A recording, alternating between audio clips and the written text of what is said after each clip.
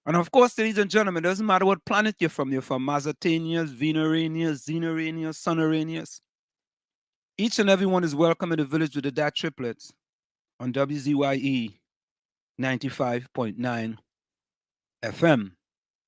And let me say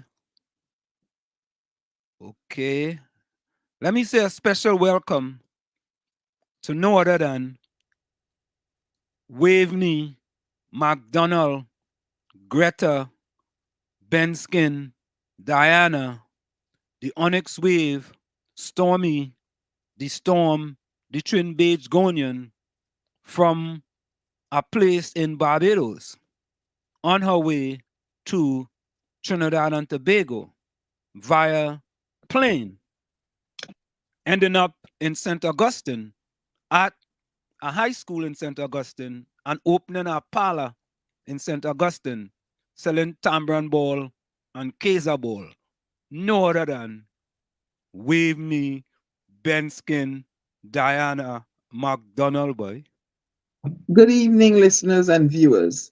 Let me correct the boy from Chumaka again.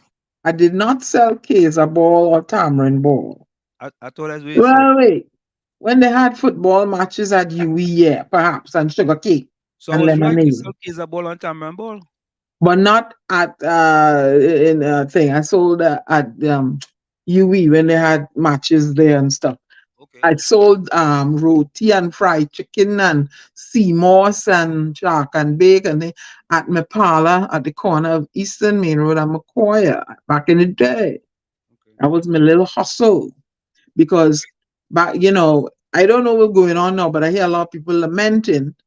That's why they're staying away from relationships because the women expect you to support them in a relationship. So back in the day, nobody ever supported me. I had my hustle. So I wasn't looking for no kind of support except right.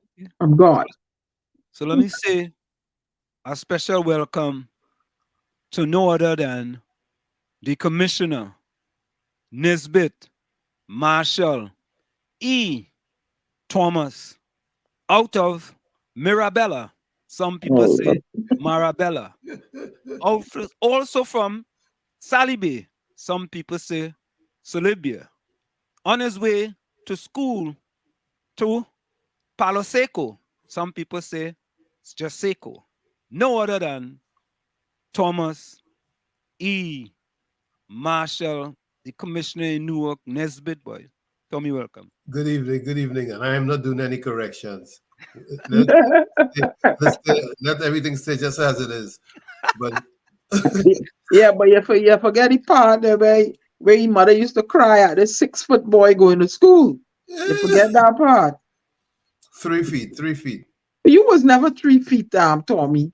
You are 7-footer. You had to be 6 foot going to high school. 7 feet. Where did you get me as a 7-footer? Yeah, I thought you are tall, massive man. You were a 6-footer going to elementary school. So don't try and fool the people. And your mother crying for this big boy. Come on. Mommy had to cry because she couldn't understand why. Why? She said, why they did this to me? Why they do this to my little son? I went to school and nobody ain't cried for me. So it's interesting, right? I hear nobody didn't cry for you. No, nobody ain't crying when I went to school. I was glad to get away to go to school. Okay. School was my reprieve. Mommy was glad I passed coming chance. Just wasn't happy as the way they sent me. And no matter who she went to, she couldn't get me closer. It's funny, right?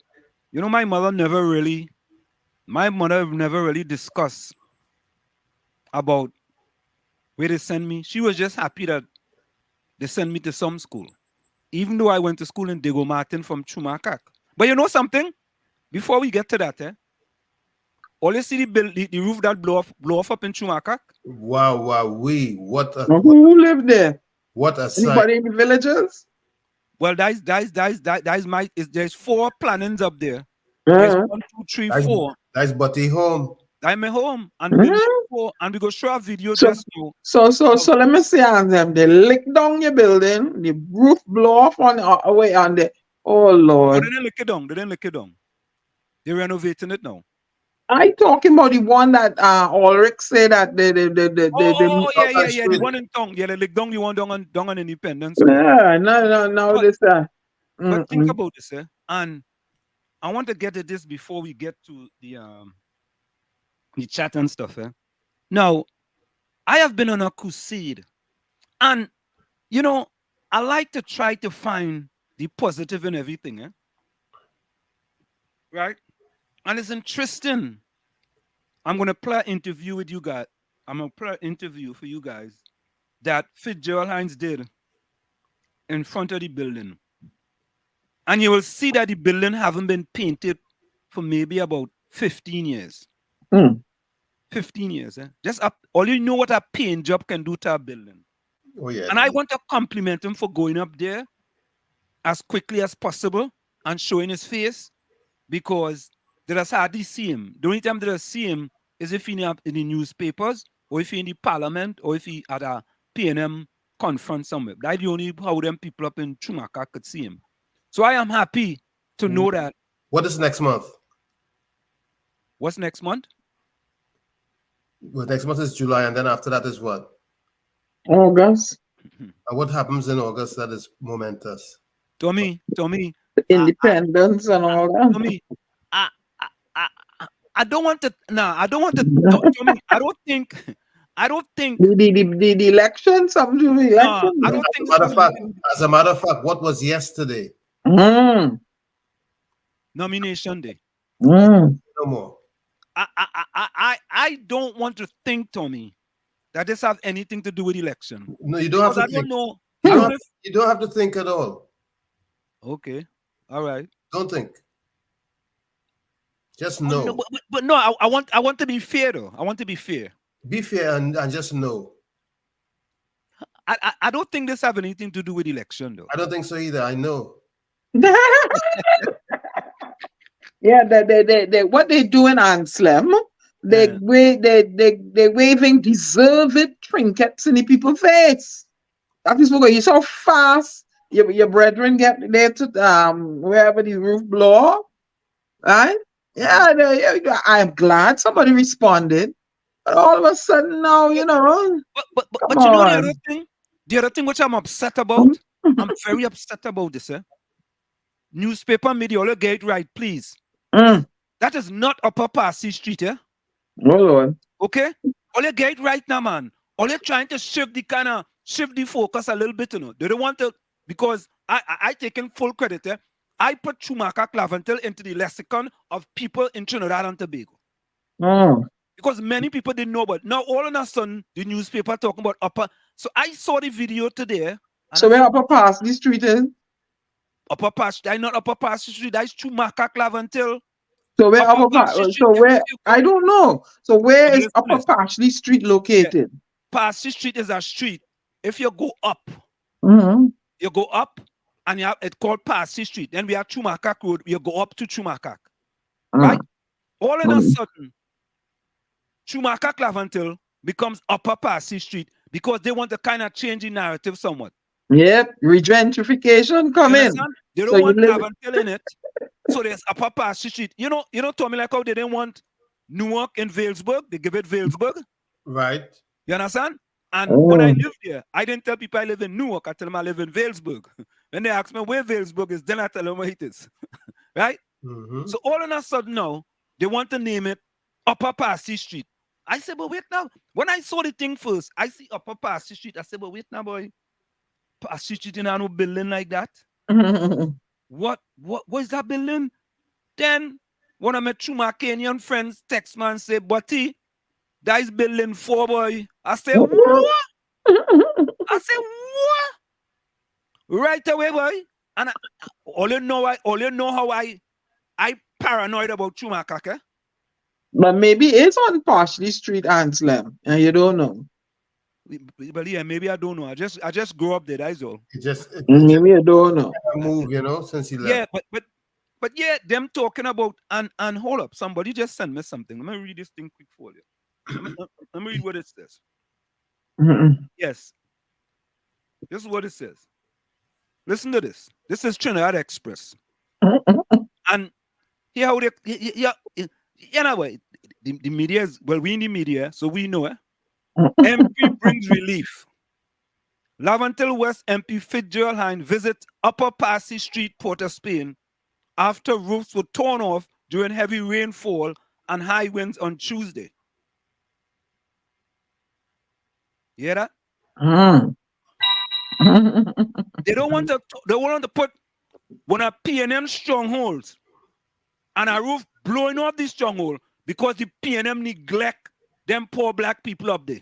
They don't want to put that, you know. They're afraid to put that. I say, you know, though. I say it because I live up there.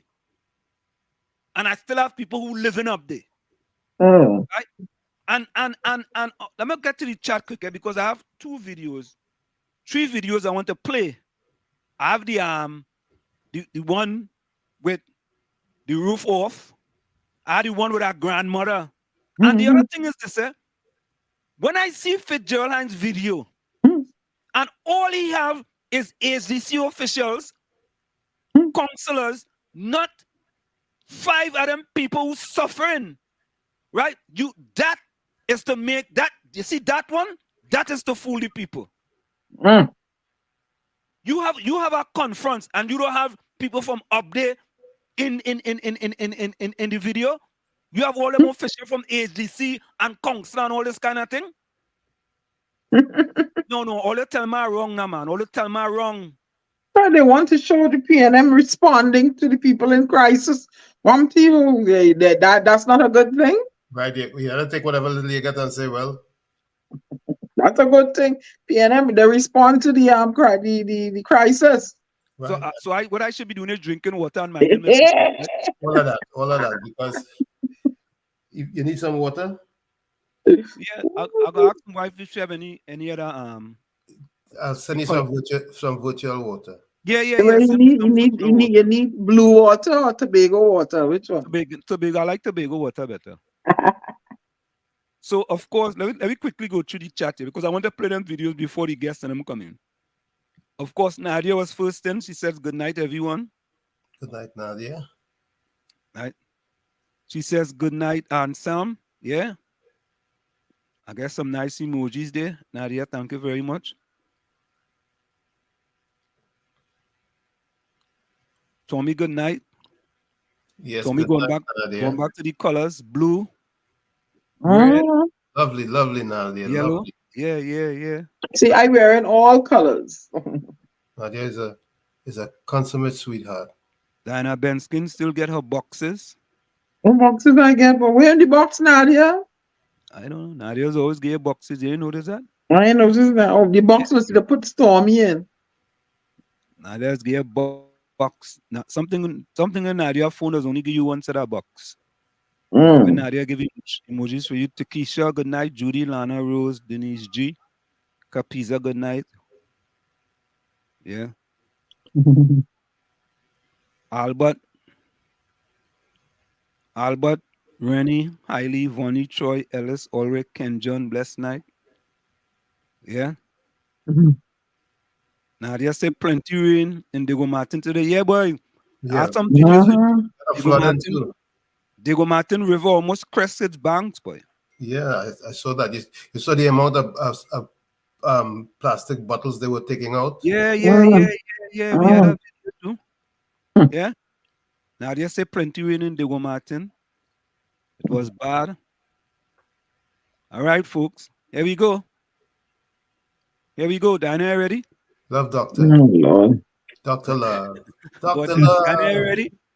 You ready for this? You ready for this prescription, Diana? Diana, ready? You ready for the prescription? Yeah? Diana, could you get some water, please? Get some water, please. Only leave me now. All right, look, Diana drinking she water and she want nobody to see. Okay, Diana, no problem. Dr. Love says, good night, boys and girls. Love in the house. Smooth love is all I bring. What? The man improving the love, boys. Love's going smooth now, yes, Diana? Respect to the panel. Mr. Walls, Lady Diana, Mr. Tommy. Yes, yes. We warming up, or we warming up? Respect, Doc. Yeah, we warming up. Sending out warm love to all the ladies on this rainy day. God, rainy day, boy. It's a rainy day in Georgia. That's the song, right? It's a rainy. Something like that, something like that. Yeah. Then I remember that one, right? No, it's not a rainy day in Georgia. Oh Lord. What is it? Go ahead now with you. It's a rainy night in Georgia. just a rainy night. Here we go, folks. Dr. Love says, my storm. I had a great time yesterday. You made me feel like a real man, I must say. Playing in the moonlight, I felt like we were streaming. Saddened to my surprise, I was only dreaming. Oi. Oh, God. Take that, Diana. Yeah. Let me go back that one again. My storm. I had a great time yesterday. You made me feel like a real man, I must say. Playing in the moonlight, I felt like we were streaming. Saddened to my surprise, I was only dreaming. Full 100, man. Yeah. Yeah. Diana? Where are you? You know, I storming in on that. I storming too, bro. Yeah, both are we storming. We storming. Storming on that. And here is more. There's more to come. There's more. And this is more. I'd rather have you in my dream than don't have you at all. Serenade you and take you to the princess ball. We would be happy and high. Till then, with a tear in my eye, I simply say goodbye. You go. Oh, God. Yeah. Hold on. Let me see if I could get that up there. This thing playing kind of games today, boy. It's slow today, boy. Oh, God, this thing's slow. Hold on, To the princess ball, eh? Yeah. That's another boss one. Let me see, folks, bear with me for a minute. 1 minute. Here we go.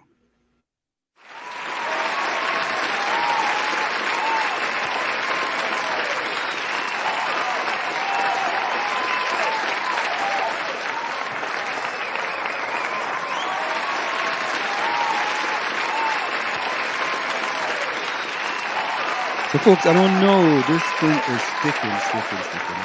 Let me try not to do that then. All right, let me go back to the chat. You all hearing me, right? Mm-hmm. Okay, all right. Let me go back here. Okay, that was the love doctor hitting it out the park again. Vonnie Roberts says, good night, Nadia, June, Takesha, Hailey, Lana, Diana. Wishing you all the best. Lots of flooding all over the place. My Chumacanian friend, Curtis Montresad, welcome. Chumaka Kenny House. Boy, Curtis, boy. The building across from you, I think, Curtis, you was in building 3. The building across building 4, boy. The roof just take a height just so. Vonnie Roberts says, so answer me, you're coming to campaign and vote. Laugh out loud. Yeah. Keep laughing. Right. Hailey says, oh, what happening? I reach inside. Blessing and love villagers. Hailey, blessings to you as well, and welcome. Welcome, Hailey. Hello, Hailey. Yeah. Hailey says, but answer them people voting PNM regardless. Catherine turn upside down, they're still voting PNM. Dog on the spoon, they're still voting PNM. But you could say the same thing for the UNC. You just can't say PNM alone. Where's that one? The representative made sure that he come and show his face too. Yeah. Vonnie says, Tommy and Diana, please don't get involved with Ansem Bacchanal. You only now realize that the PNM don't care for the loyal supporters. What Bacchanal is that? But anyway, let me quickly go to the videotapes here. Let me bring them videotape because I want to start with. Hold on, It's this thing kind of slow, folks. I don't know what happened. I should have restarted the machine before we started, but we go work with whatever we have to work with. All right. So the let me show you guys first. This is the building, the roof in Chumaka Clavantil. Mm. Yeah. The roof decide to. If that roof decide to take a little hike, Hmm. it's been a long time they haven't done anything with that roof. Is hiking up the hill or down the hill?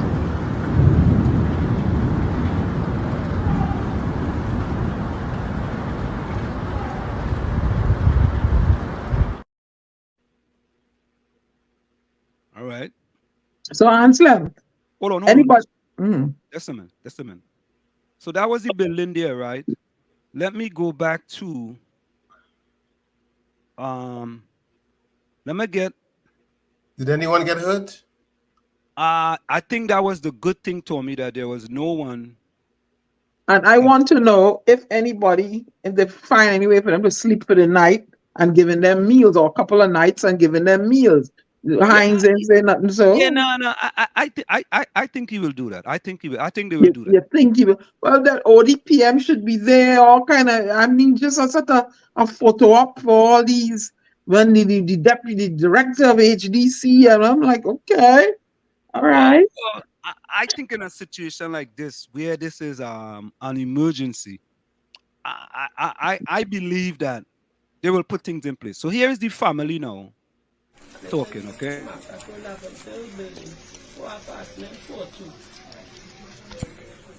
So tell us what happened. Give us a little recount of what happened. Well, I have no idea what time it was, but I was going in my kitchen. As I was going in my kitchen, my granddaughter was lying down on the bed. At the same time, I hear the rain. All right. You know what I'm gonna do? I hear something bang. So Diana my little granddaughter Diana and Tommy, are you hearing me? Before the ceiling, or the Are you hearing me? This is what I'm gonna do, right? The computer is running really slow. I'm gonna log out. So you guys just hold the fort. I'm gonna log out and then come back in, okay? It's going too slow. I'm gonna log out and come back. Everywhere start to fall down after. And then they get hit with a piece of wood from inside. I was the bricks from it. And when I'm coming out in front now to come out the front door is because we couldn't come out because it's more lightning, thunder, and then the current went. When the current went, I just ended up coming inside and stand up right there because that time the next part of the roof didn't come down and I just was holding her and she bawling and I was bawling, and after I just opened the door, when I opened the door it's because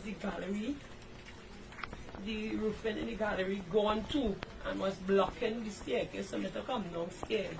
And things was behind the door blocking, I couldn't just end up pushing it and come out and went downstairs, and I was calling somebody for help because I didn't have nobody around. So everything I lost in my house.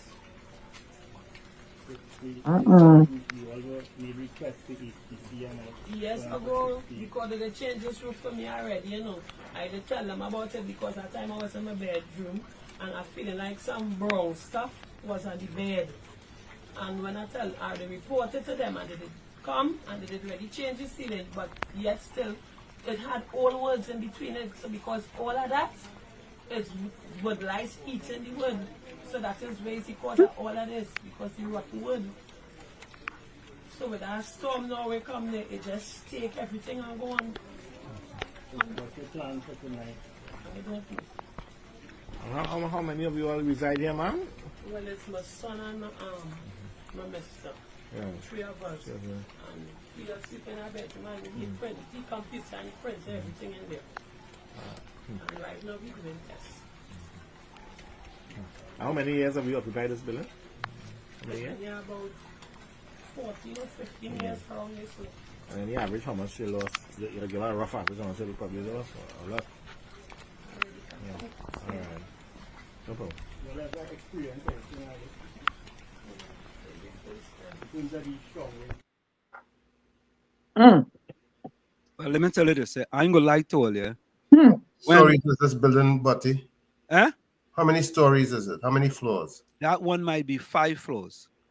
Is it elevator building? No. Hold on. man. What wrong with you? I Why, mean, why? 5 foot on the elevator. So when it hot, and you gotta go up. Oh Lord, Father, gotta walk up steps, man. I nothing though. I nothing. Got to get ain't nothing. No, that, But so they probably have to be careful who they zone and putting them up on top there because Lord. nah. We all our one was the other building that we own was 4 flights. Yeah, I mean, to be honest with you, in them days, boy, we really didn't need to worry about that. That really was Yeah, but we in 2023 now. no, Son. but you see, them building was built back in the 70s, son. So we didn't really. I mean, I don't think that. Oh Lord, Father. Let me see this other one here. Hold on, let me get you one with Fitzgerald Hines now.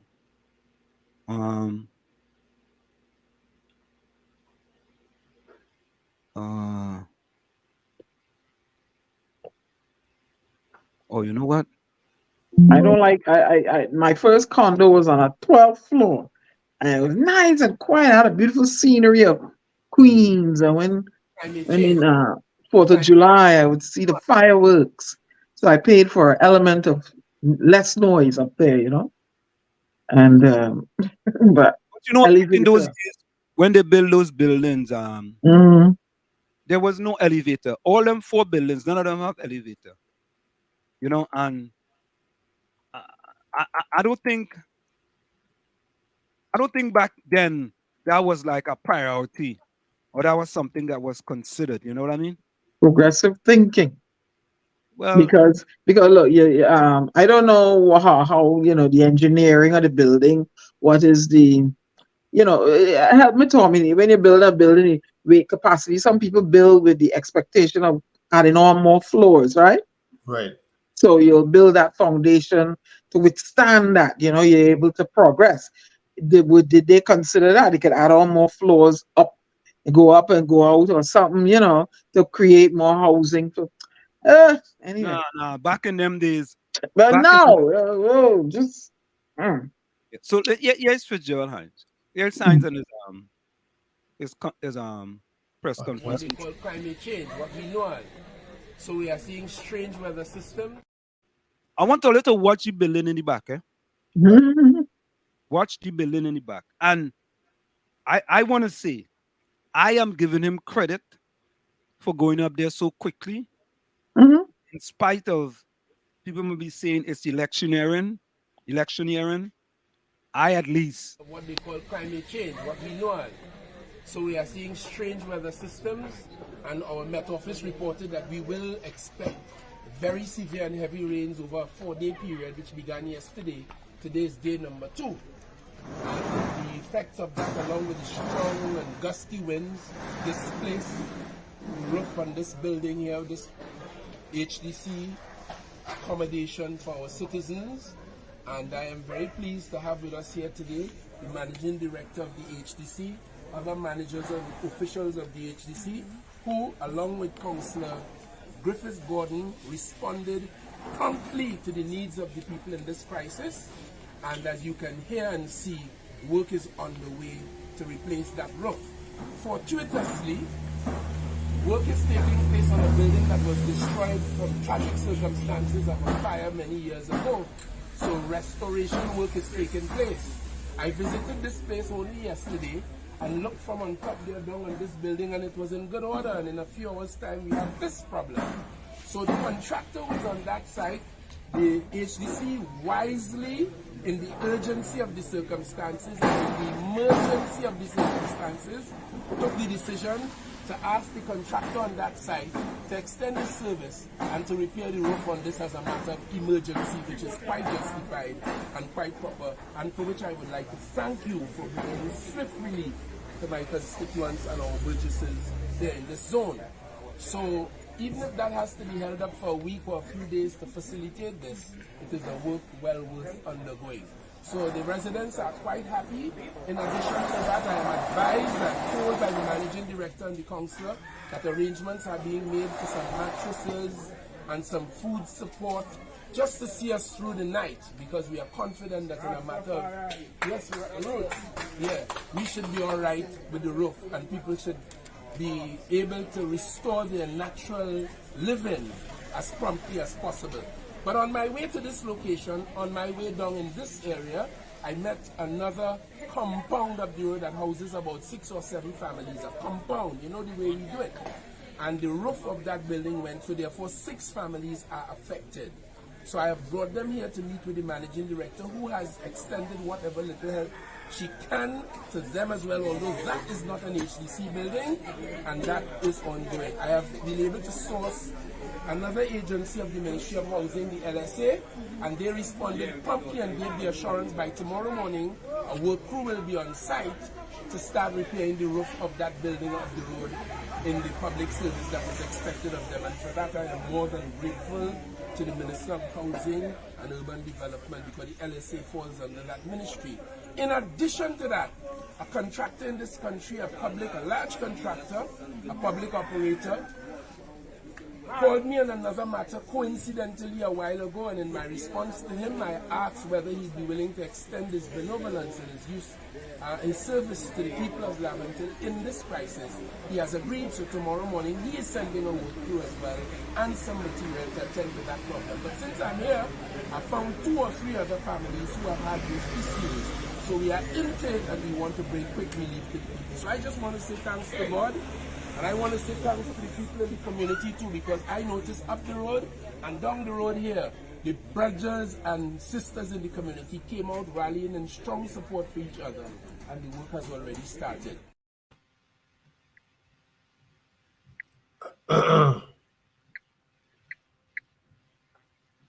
You there, Buddy? I'll waiting for you guys to come in, because I Boring, blah, blah, blah, blah, blah. No. But the lady, I comment in. You can rebut me after if you want, Tommy. You had your chance. The lady said that she reported the thing years ago, and something was going on inside, is rot inside underneath the roof. Why they didn't fix that them years ago? You know, he comes with a sort of lip service, you know. As I said, it is good that they responded promptly, right? But oh my, blah, blah, blah, blah, blah. Fine, photo up, all kinds of stuff, fine. Blah, blah, blah. I still see blah, blah, blah. I still see blah, blah, blah. Them women, them look like them. Anyway, let me leave it on. Anyway, all I have to say is that it's commendable that they treat with it right away. Fine. And we have to leave it there for now. That's it. And see, and they met another family that was in distress, and oh God, he would bore the hell out of me if I had to listen to he in a courtroom. Oh, he is long-winded, boy. He's got the gift of gab. You must face it. Long-winded, man, Fitzgerald. What say he? Yeah. But I say it's good. They responded, but it just something missing. I don't know what. I don't know what. Something missing. What's missing? Hear what's missing. Something missing. You see, when you go to those communities and you have all these officials out there and the media, and you know there is no person from the community, right, talking about the real deal, right? I find that to be that to me is just politics. Thank you. You didn't bring somebody say, there's something missing, because when people are affected by stuff, the official, well, this is so and so and so, and you actually interview people. The MP, whoever you interview, talk to people. I mean, he has a disconnect with his constituents. Correct. That's why the lady who was in the first video, the second video, and talking about her situation, he should have bring her on camera, or bring somebody from the constituency to represent the constituency. You don't bring all them PNM officials. Yeah. If you bring all them PNM officials, them will say. But he has to look good. What do you want him to do? No, Tommy. That's a manicured appearance. He manicure it to look good. I understand you have to look good, but perception is reality, you know. Manicure it. I know. Perception is reality, you know. Mm-hmm. When you have a situation like that, and nobody from the community is involved in that conference, you could say that thing was staged. Yeah, that was manicured and put together to look good. Oh, you see, we are here. Here. So, but Diana, I'm giving them credit. Put prompt response. That's it. That's important because that fella normally is a no-show. Mm. You know what was instructive to me, and you and Diana bring this to my attention. He said he was up there yesterday. Mm. What was yesterday? Right? You guys bring that. So why are you going up there yesterday? Mm-hmm. The other days? Like I told you, Election. We know why he responded promptly. Mm-hmm. Election right round the corner. So guess what? Tommy, I agree with Tommy, right? You see, pointing out to the building now, right? That building up there, contractors is on that building. I was there yesterday. I was there. And I looked down on this building that is destroyed today, and it looked fine. Everything looked fine. Oh yeah. He have binoculars eyes. Bionic eyes. He have bionic eyes. You look up in the roof and you see that roof look fine. Yeah, the lady telling you what was going on with the roof all the time. Mm-hmm. Boy, listen, boy. All them HDC officials. Huh? All them HDC officials. I have the counselor here. I have the HDC director. Yeah. And where the people? Mm-hmm. Thank you. That are affected. Where are they? No, they did not connect. He did not connect with his constituent. And you know what? They got to think. Donna Summer have a song. He working hard for the votes. So hard to get the votes. That's what's going on. Yes, I mean the resident clearly told you that the substructurally roofing was flawed. Mm-hmm. Termites ate it was waiting to happen. It was it was weak because them thing was having food, breakfast, lunch, and dinner up there. And then your HDC officials suddenly, get somebody to, and then you negotiate with the people working next door to say, oh, please, Fitzgerald High. Oh, yeah, mama guy, not this Bajan girl here. Oh, no. And not only that, but at least, say you go paint the building too now. Get them a little lining up. Get them a lining up. We haven't painted the building in years. Lining up. Under the PNM. Huh? Yep, get them a lining up, yes. Yeah, get them a little lining up. You know, they can't even get that. Right? And the only time them could see he is when there is some sort of disaster inside of it. And the only time you go see Fitzgerald Hines. Only time. I mean Fitzgerald Hines. A disaster or time for votes? Correct is right. Thanks for updating me, Tommy. Disaster or a time for votes. That's the only time Fitzgerald Hines just go up inside of it. Right? Hey. You know what?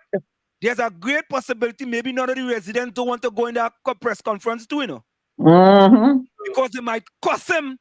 Them go down in the beatum and transport water from the beatum and sprinkle them and run him out of there too. Maybe they might do that. Yeah, because raining was raining. A canal right there, might go and get canal water and throw it on him and run him out of there too. Yeah. So I'm glad the people didn't go. Or all they do because they would have get vexed and they would have run him out. That would have been the second time he had to sprint out in a Laventel Olympics. You are listening to WZYE 95.9 FM, Maplewood, New Jersey, broadcasting for. So, folks, we're gonna go for a quick station identification. It's in the village with the dad triplets on WZYE 95.9 FM. Stick and say it's Diana, Ansem, Tommy, and you in the village with the dad triplets on WZYE 95. You're listening to WZYE 95.9 FM. You are listening to WZYE 95.9 FM, the most influential name in Caribbean radio in the tri-state area. Broadcasting from East Orange, New Jersey, the most influential name in Caribbean radio. WZYE 95.9 FM.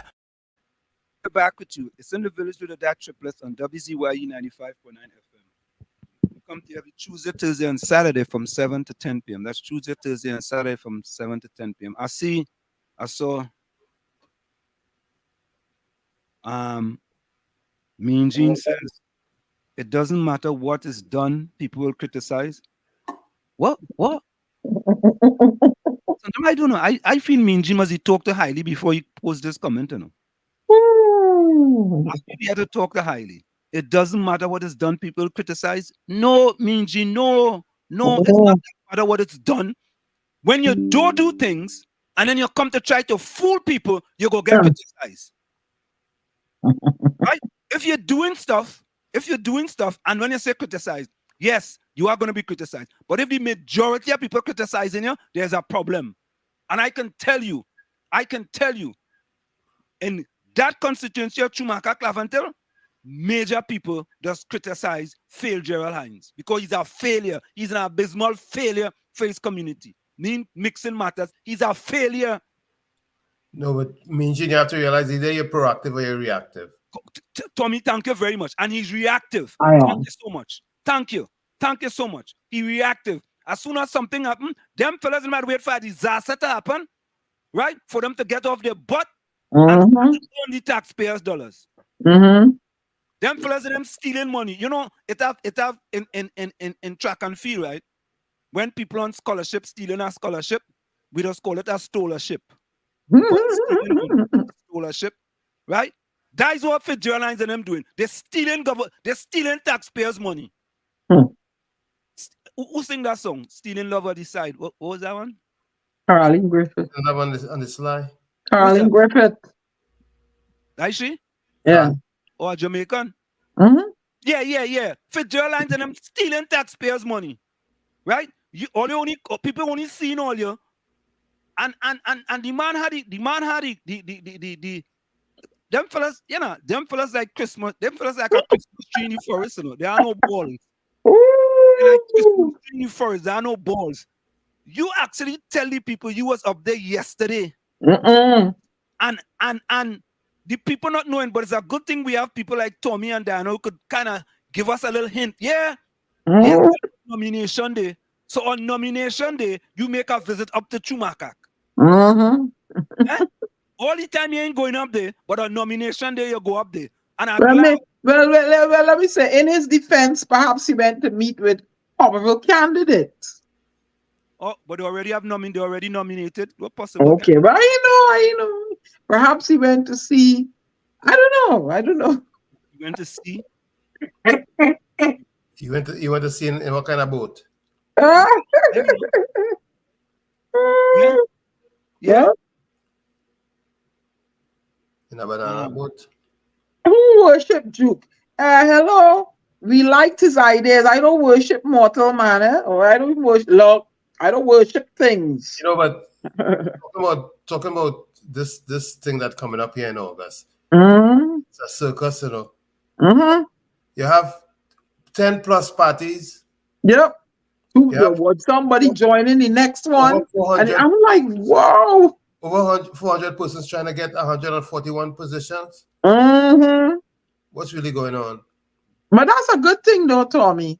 Because if you didn't have people interested, then the old stalwarts, are cemented.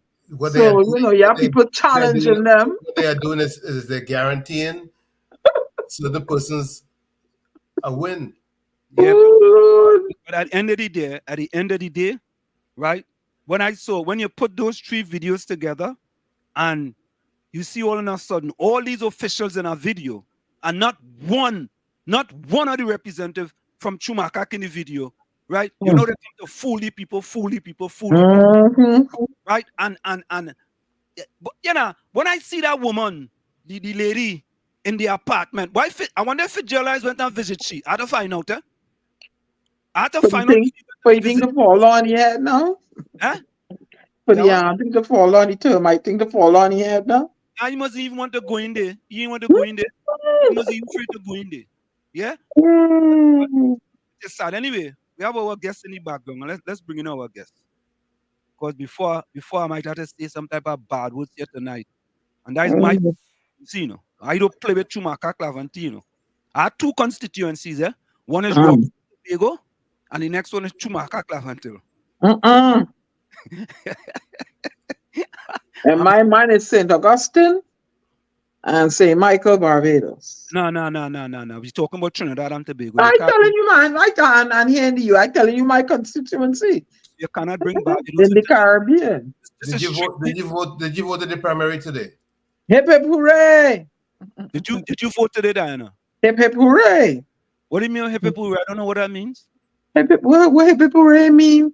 Yay! Oh God, all is slow. Oh, you vote virtually? I mean, if I vote virtually. No, you didn't hear you driving back from voting?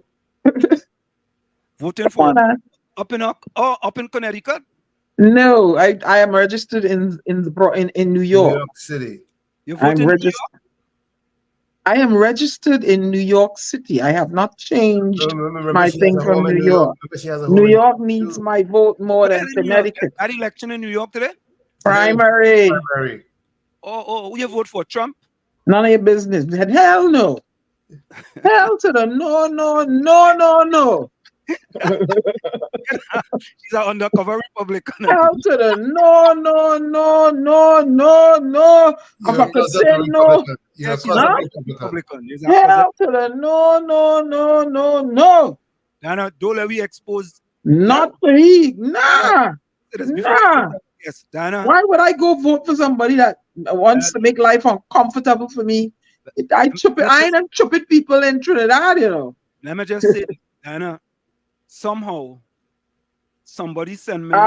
Listen, nobody had to say nothing. This Diana Benskin. I am not voting for anybody that will make my life and people like me uncomfortable. I don't care who he is. All right, if Joe Biden want to act the fool, I will vote he out too. I'll vote against him. So I am not them stupid people in Trinidad. I'm a diehard. This and no. Okay, no. Somebody sent me a picture. Uh-huh. A loan sign on your lawn.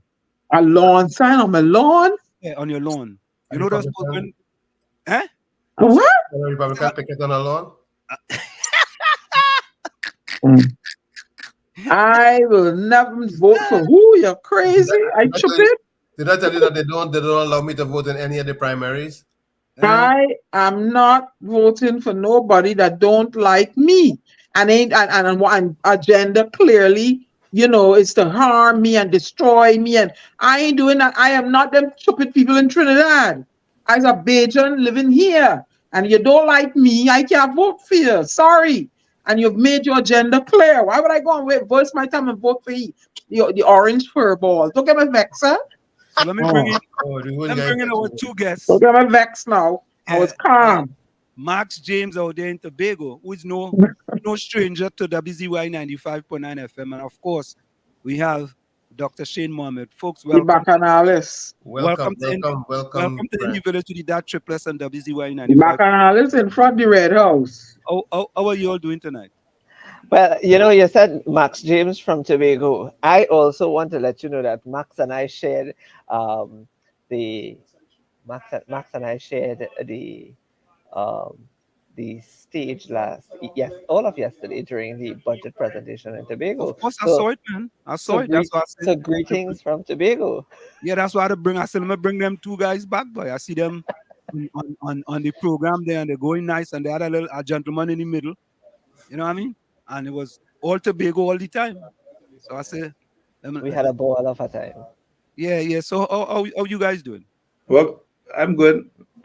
When you said you had two constituencies, I thought that you would have adopted Duke's former seat, and I'm saying Duke's former seat.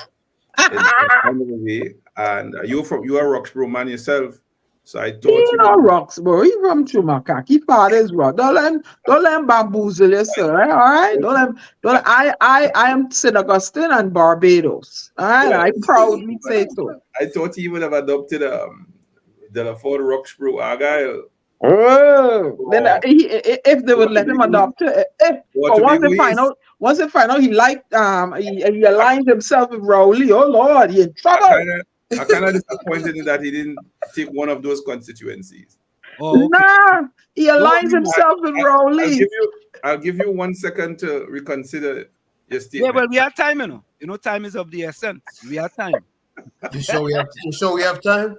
Yeah. We have time, Okay. man. As long as you're sure. So you're reconsidering later? Yeah, definitely, man. Definitely. I have to go on. Mr. James, he likes Dr. Rowley, so them ain't letting he in Roxborough at all. Okay?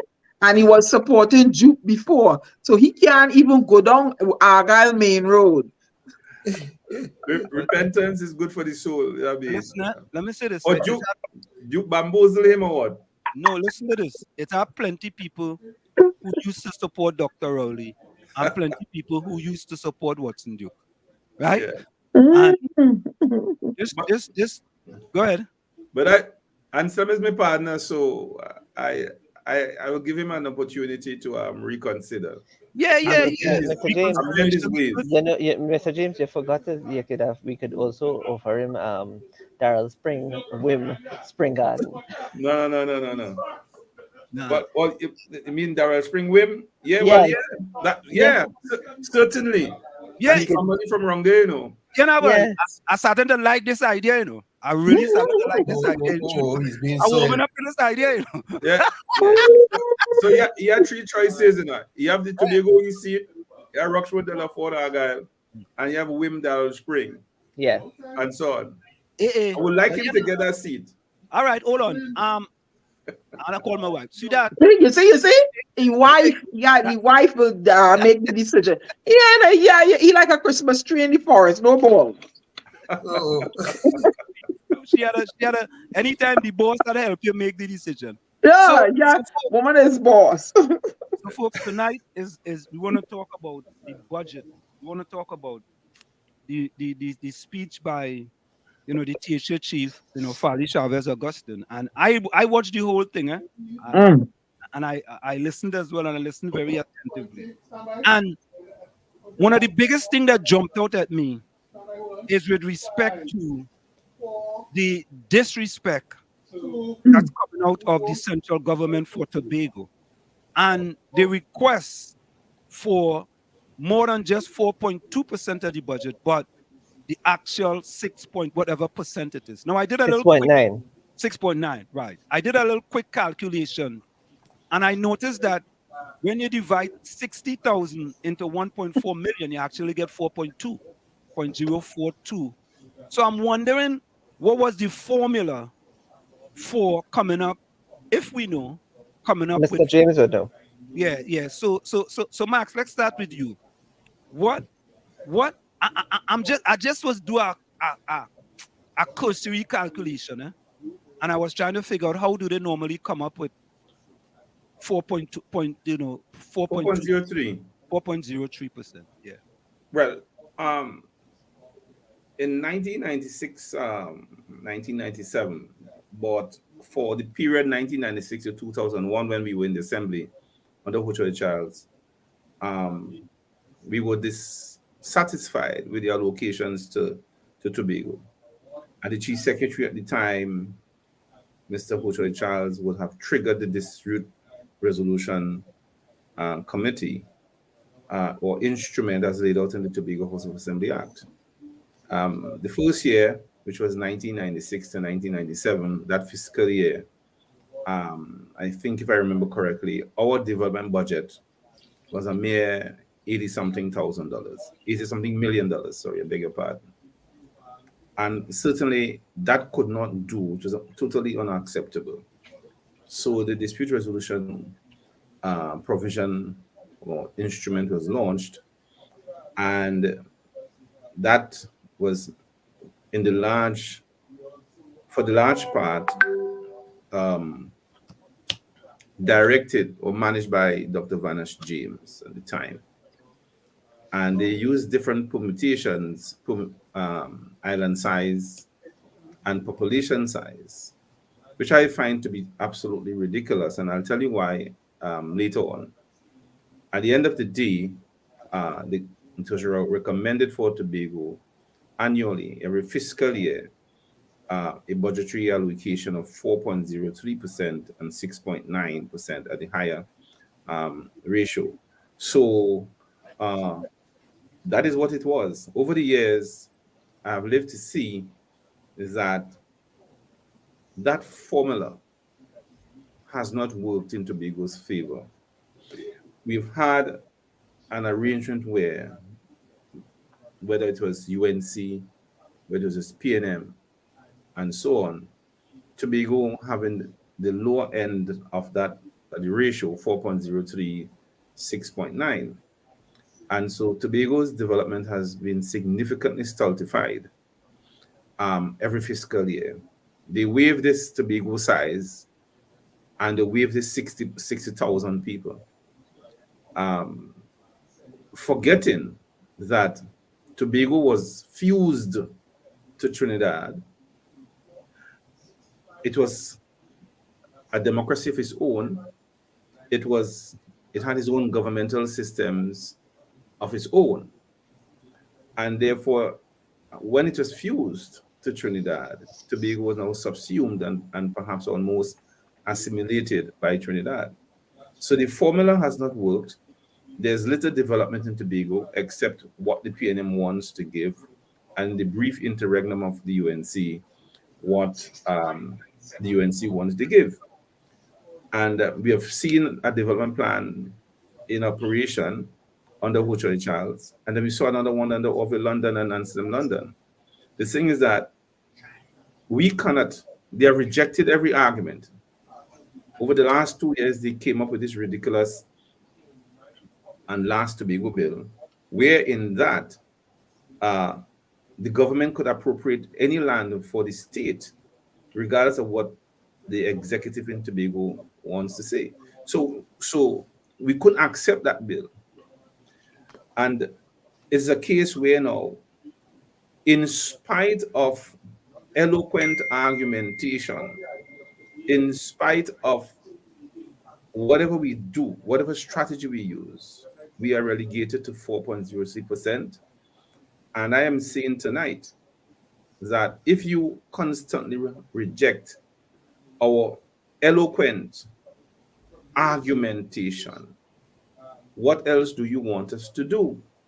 If we have so much gas and oil, gas in particular, in our Tobago waters, had we been separate, Tobago could survive on that and more and become even wealthier than some of the wealthy nations that we know today. So it seems to me that it doesn't make any sense to continue with this dispute resolution commission model. It has not made sense before. It is not making any sense now. We are constantly being deprived and so forth. And therefore, short of doing something very radical, which we are not proposing, the best thing for me, I've always said I'm a secessionist because I believe we will fare better. If you show me any government in Trinidad that will give us 6.9, as a matter of fact, I've always said I want 100% of what should be ours in Tobago. And then we will decide how we will develop Tobago and share the rest with Trinidad. I looked at Mariano Brong last night, and you could see how deceitful and deceptive he was, raising this 60,000 population issue to say he can't sustain a viable economy. I couldn't hear such crap in all my life. So yeah, you go. Shane, Dr. Mohammed, do you want to add anything to that? Well, I last night I was on the show. I was part of the discussion with Dr. Winford James. So I had the best of the Jameses yesterday. And, you know, I haven't said this to Max.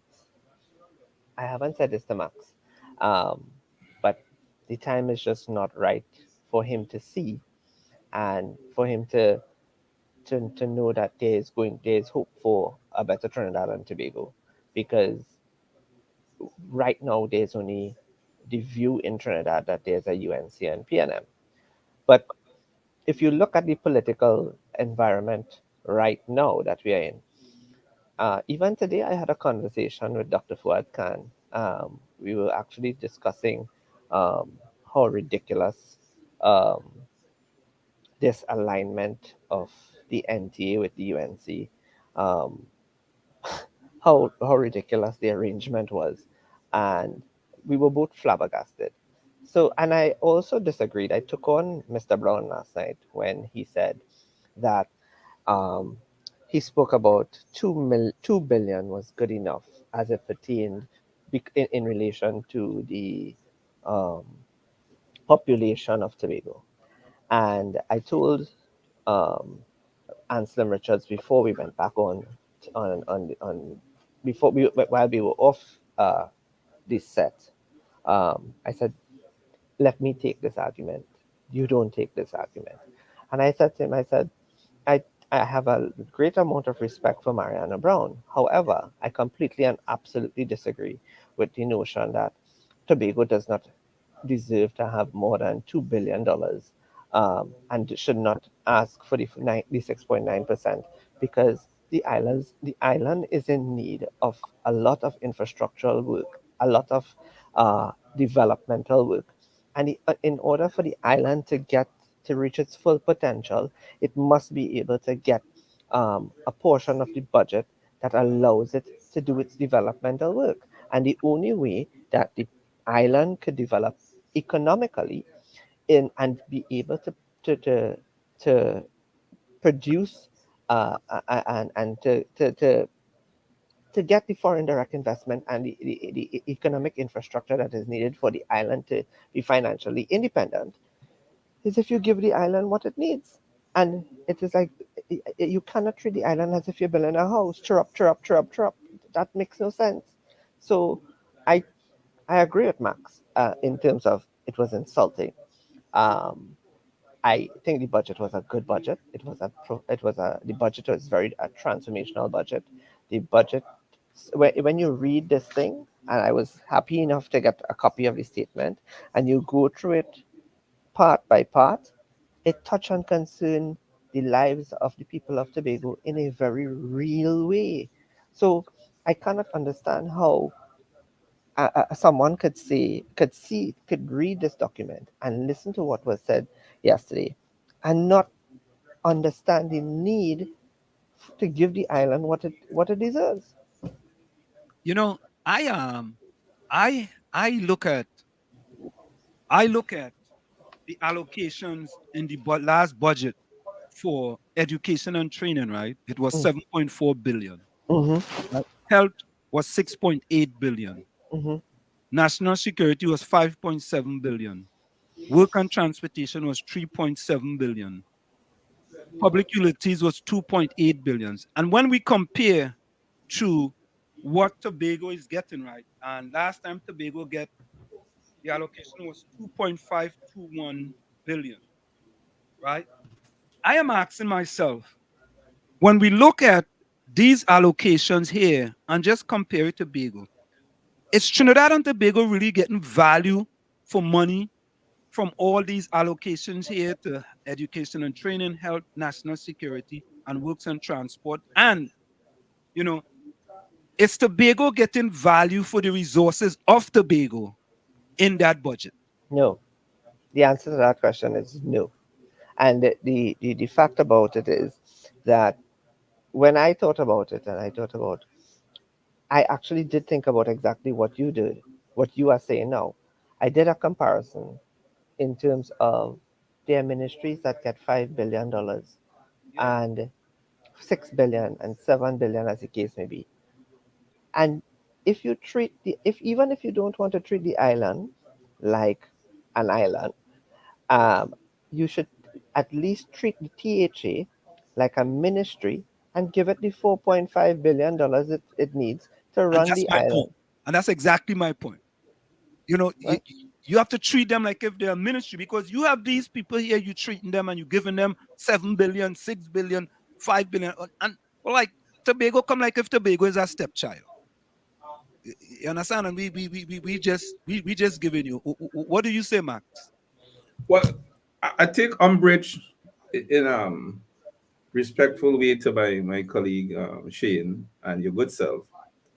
I eschew the whole notion of Tobago being treated as a ministry.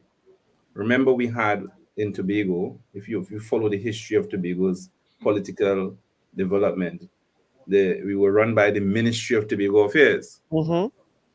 And so I don't want anything that resembles that in our socio-political development. Max, I don't mean it like that, you know. No, I don't mean I it like know.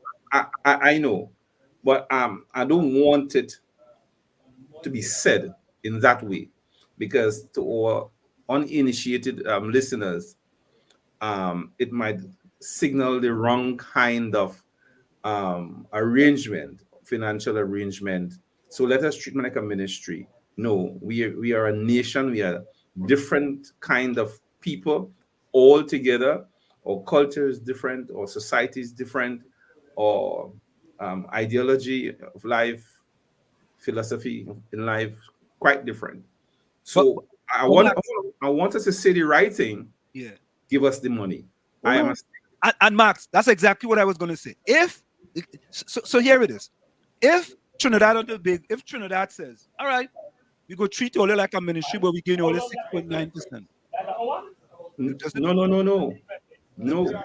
Does it really matter at the end of the day? It matters because you see, let me tell you why. And then you can do what you want. No, we get the money to do what we want. Yeah. But under the correct heading, and a ministry heading is absolutely incorrect. And I can't subscribe to that. I have to defend that tonight. No, but that's just so let me give you a clearer understanding. The assembly is the government in Tobago. It must be spoken that way. It must be construed that way. And where you have the various divisions of the assembly, they are akin to the ministries in Trinidad. Let me make that even clearer. So you have the division of agriculture / you have the Ministry of Agriculture. You have the division of works, quarries, and urban development and so forth. That is akin to the Ministry of Works. Tourism in Trinidad. So you're seeing a government in Tobago and a government in Trinidad. And Trinidadians don't like us saying that, but that is what it is. So I don't want, just because we want money, to sell what we have achieved. We have achieved island government status. So it must be spoken that way, said that way, seen that way, and are located in terms of our fiscal arrangements in that way. Gentlemen, may I interject? Sure, Tony. Go ahead. You know, wait, just a minute. Shin, Dr. Mohammed, do you want to say anything? No, I'm good. All right, go ahead, Tony. You know, it comes to my mind that Tobago is going to get to exactly where it wants to be as soon as Tobago realize that they have much more power to negotiate for exactly and as much as they want. When they separate themselves politically and take hold of their situation as a bargaining chip. So beginning right now, or should I say beginning yesterday, Tobago should have been in a state where the politicians see themselves as a separate entity from Trinidad when it comes to the politics.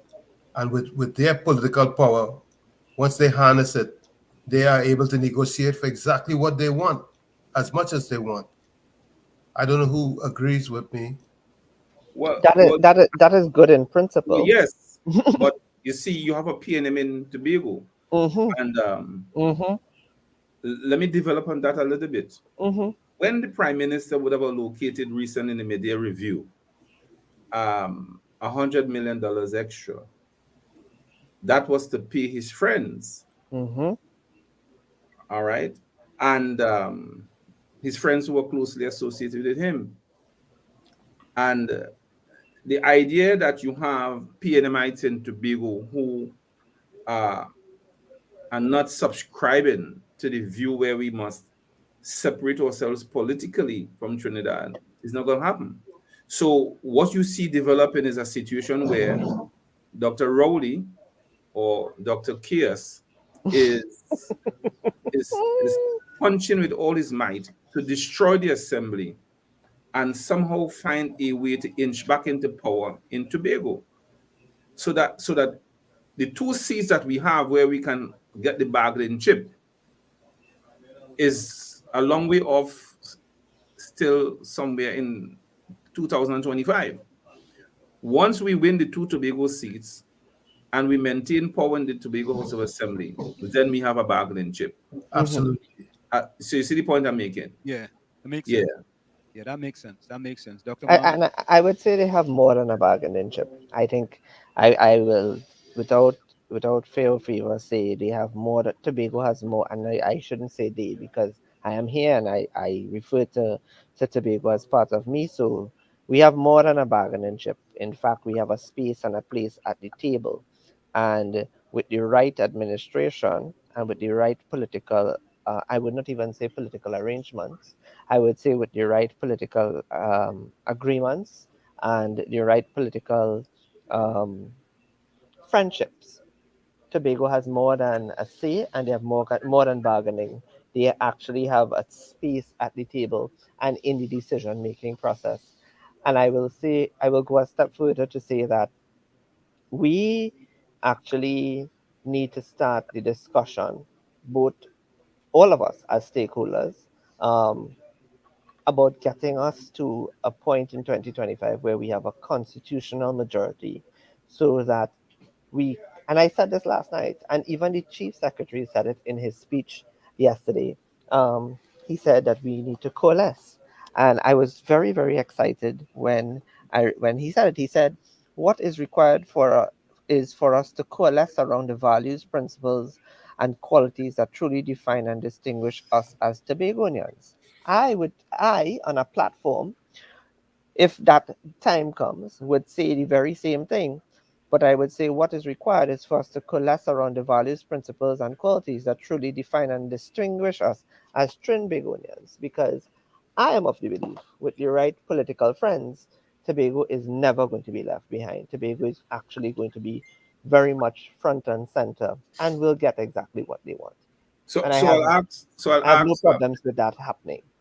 So if I ask Dr. Shane a Mm-hmm. question, Mm-hmm.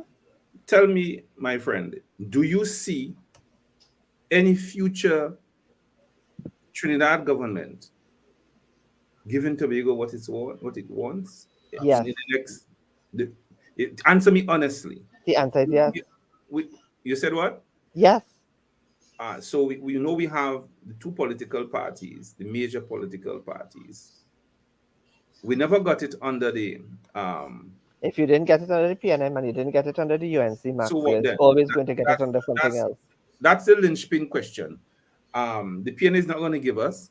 Mm-mm. They haven't shown the propensity and the inclination to do that. Mm-mm. The partnership didn't give us. Mm-mm. In fact, before that, they fired two of our senators, Senator Moore and Agnes Williams, because they took a dissenting view from Basio Pandey, and they're promptly fired. So wherever we try to rise up, I want all Tobagonians in the diaspora to share the point of view that I'm espousing. The fact of the matter, there has been no government in Trinidad because you see, they recognize that they are in a deficit position, and the savior of the Trinidad economy and the Trinidad way of life rests in Tobago's waters. Right. So they never give that up so And easily. and you have to, and I will say that But you admit that's a fact, right? yes, and I'm saying to you again that the travesties of the past should not dictate our future, and therefore, just like we look around our region and we look around to Guyana and we look around to Grenada and we look around to even Tobago, where young people have stood up and they have come forward, the time is going to come. And there's going to have to be a change in our thinking and a change in our political behavior for us to get to the goals that we want. And I am saying that as long as I remain part of the political space and the discussion and part of uh, the bigger picture that I envision, and I think is possible, Tobago is going to get far more than what they need. but we have to go down the route of constitutional majorities. But you see, Shane, you talking about eventually. No, we want it now. No, you see, no.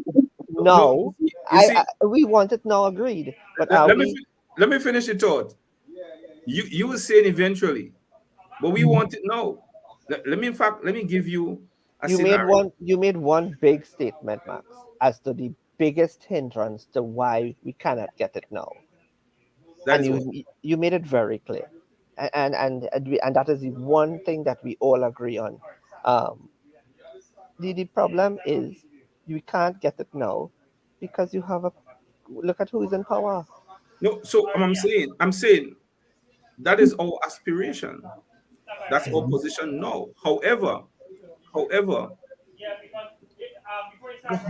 what time frame can you realistically project where we can get that power?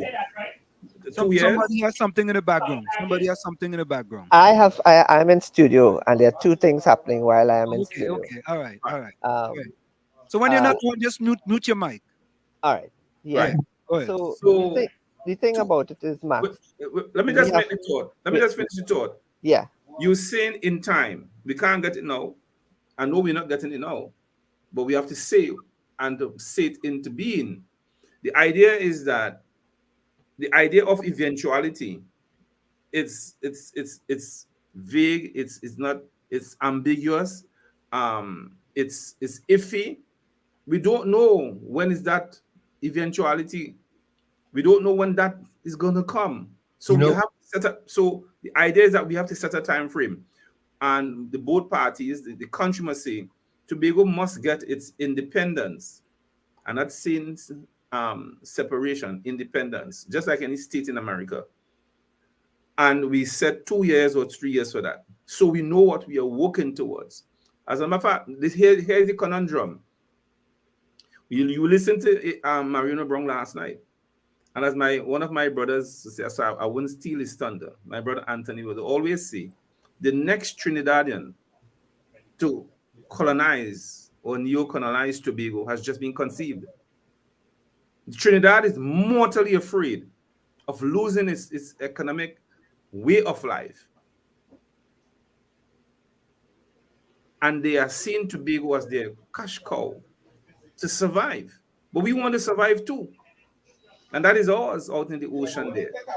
And therefore, this nonsense where I tell Winford I'm a scrapper. I am not as eloquent as Winford and as docile or perhaps as suave and so on. I come from trade union roots. I know that we have to take action when we want something within the law, of course.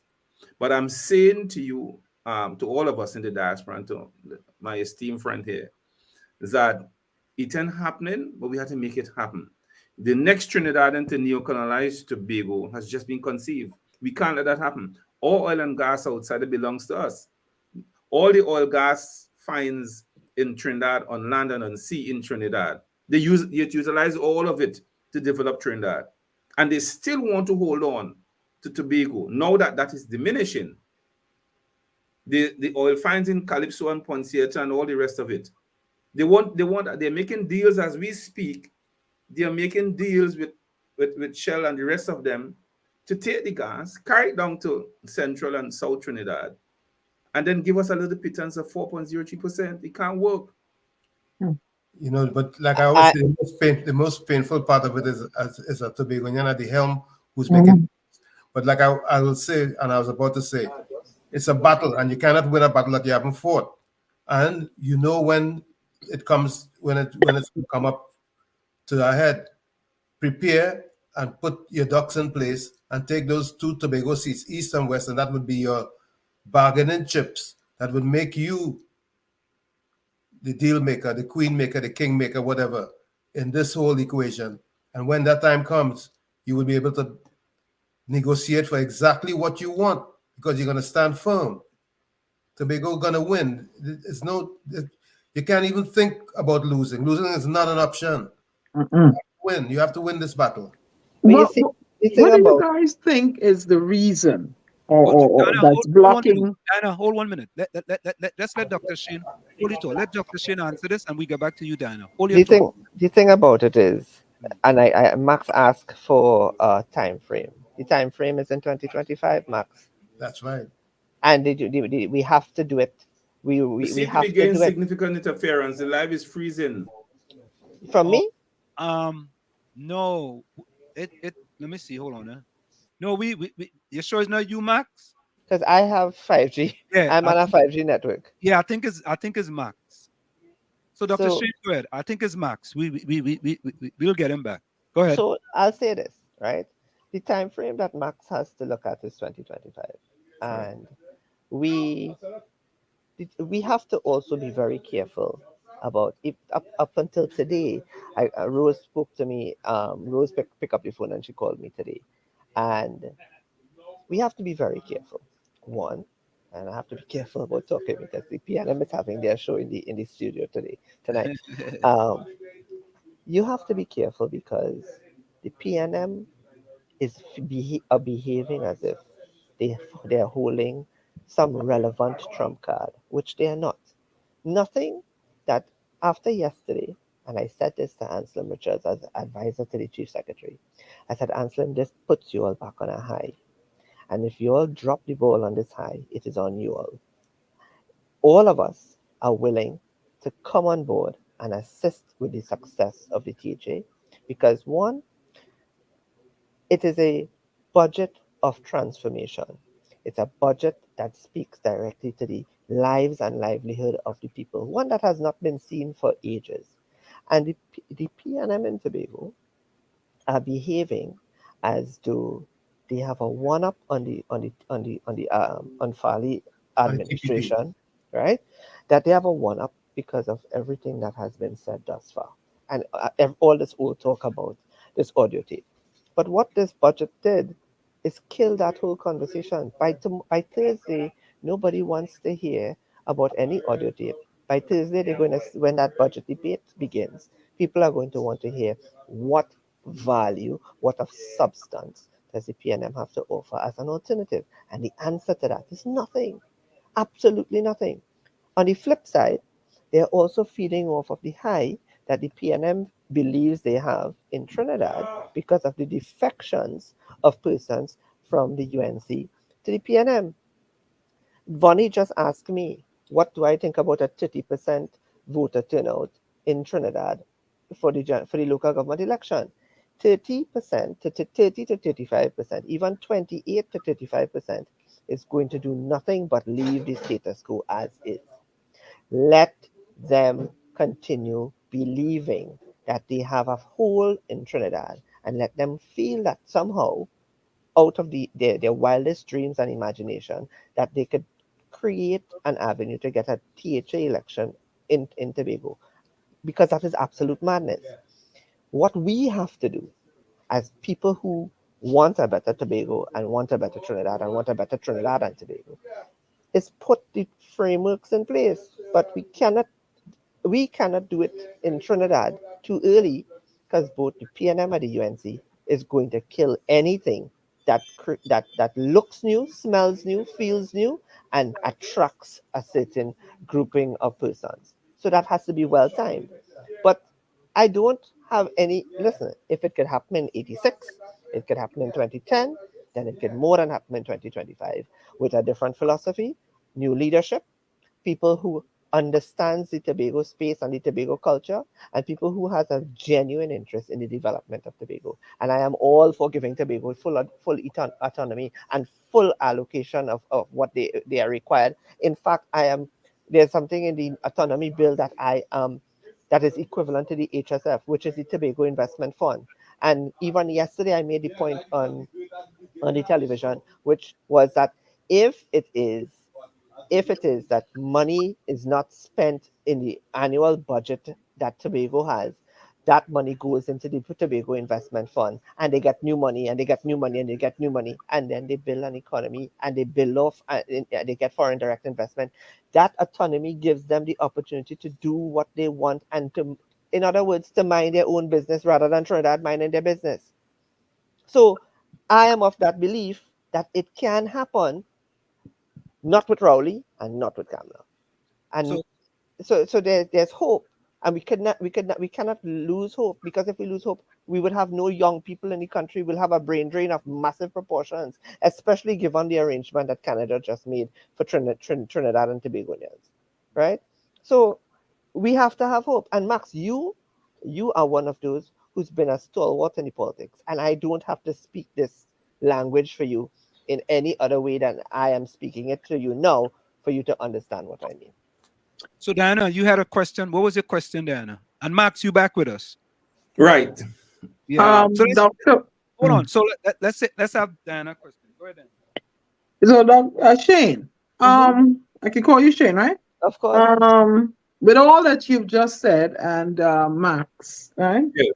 What hinders Tobago from disrupting the current political paradigm and just taking, this is what we want?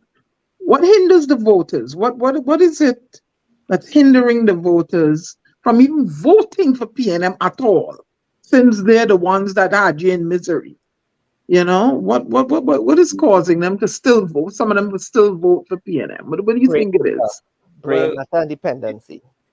Yeah, you see, over the years, unless you grew up in families that were conditioned in a particular kind of a way, it's not going to work. What has happened over the last 20 years, people eventually saw the PNM for what it is. And my on the ground feeling is that they don't want to go back to those very dark days of the nation, with the gross corruption, because we immersed in corruption to depths unimagined. And while they have a grouse with Farley and Etal, in that the communication aspect of it, I wager even if an election is held now, the TPP is winning. Will win.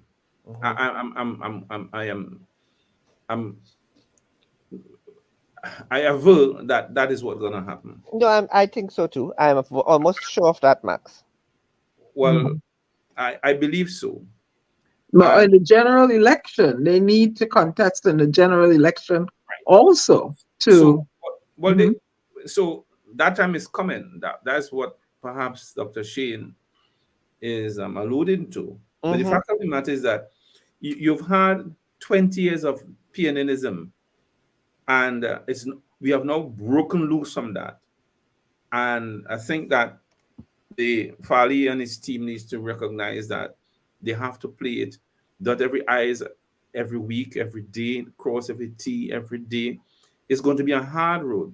I remember on Sin and Tobago updates, and I was doing something deliberately when I said, I myself saw the machine. I was being figurative. But indeed and in fact, they have a large swaths of trolls and so on at every corner of the country, even abroad, where they look for everything to destroy persons like me. It's not my good reputation, Winford's good reputation, Trevor's good reputation, and so forth, that saves us, because people believe in us and they know what we are about. They are angry Trevor because he is a crack shot. He gets things done in about 15, 20 man days. So the idea is that people now coming out of it. In fact, Trevor has done more work in the last year than what the PNM did in 20 years.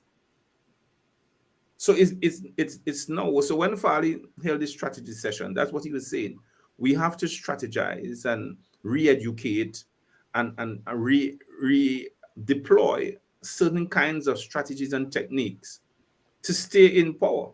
The PNM's propaganda machine took hold of that and say, look, he's spending public funds to do, and it's illegal and all of that. So immediately, So I was able to evoke a certain kind of discussion in the public by the statements when made when I say I saw the machine. Me ain't see no machine. It are no physical machine. They are computers. You understand what I'm saying? They are computers. So the idea is that it's going to be an uphill task and burden, but I believe eventually the back of the pyramid will be broken in 2025. The whole country is hoping that that happens. I believe it's going to happen. And then we'll enter into that glorious day where both islands can thrive equally. So, what I expect guys like Shane to do is to begin to talk about the equality of treatment for both islands. If that conversation begin to take root, and enough persons in the diaspora are talking about equality. So let's talk equality. Let's talk equality. Let's talk equality. Let's talk fair share. Let's talk fair share. Let's talk fair share. Then you will see a whole new development taking place, a whole new trend taking place to ensure that people like you, when you come back home, Lebon, and others who are listening, that you can say, well, Tobago is now being developed in a particular way. Now, why you think the EMA has gotten into the act? The Prime Minister, before he became Prime Minister, applied to do his sheep farming and such and such and such in this now. It was refused. Soon as he became Prime Minister, he got the approval. The EMA, they are deploying the institutions of state to block Tobago's development. And then when we want to develop a harbor, you know what's going to happen? The EMA is going to try to block that too. Because they know the minute that the harbor begins to be constructed, that's it. So they're going to deploy EMA as best as they can. So the assembly has to take their fight right up to the Privy Council. And I'm sure the government is going to lose. Our law says we're responsible for the environment, and therefore we have to begin to establish our own EMA in Tobago, set up our own policy in Tobago, because it can't be where in the Environmental Management Agency Act is that you have a committee that you can appeal to, and eventually, if you don't like what the committee says, you appeal to the minister. So what you're saying, Tobago will eventually have to appeal to the minister to get what he wants, and you know what's going to happen. So the law didn't contemplate that. The law contemplated that you have a Tobago's assembly that will develop its own policy using the same rules and regulations that the act has, but not appealing to a minister, because there will be no need for an assembly if that was so. So that, and in spite of all these eloquent arguments, we are still stultified. And as my illustrious brother Winfield would say, we are damned our aspirations are damned at the coastline. So what do we do? I asked Shane because he's part of the validating elite. Yes, and therefore, when we have voices like that lending the support that we need, then we're on the pathway to redemption. But it cannot be where people in the diaspora are standing still and say nothing. We want guys like Anselm and the other voices, Nesbitt and Diana and so on. We have to get the diaspora going. We have to have the diaspora in Trinidad going, and ignore jokers like Mariana Brown. He's a complete joker. He's a colonialist. He's a neo-colonialist. That's what he is. Right. So listen to this, right? I think sometimes when we look at the People's National Movement, there's the 3 Ds that they tend to implement quite well. First they dismiss you, and then they discredit you. And when they cannot discredit you, they destroy you. They try to destroy you. Let me add a 4th one. They divide you. All right. I'll put that one in there. Divide. So 84 Ds. Yeah. But I wanted to get back to a point here, right? And when listening to the THA chief, there were 3 things that jumped out at me, and I think is very significant with respect to the development of Tobago. FDI, which is foreign direct investment, the diaspora, and public-private partnership. I think those three things kind of jumped out at me, and I have a fourth thing, which is, when he talked about, Trinidad looking at them as either a county council or a city council. Which one is it? He said county council. County council, he All right, says. a county council.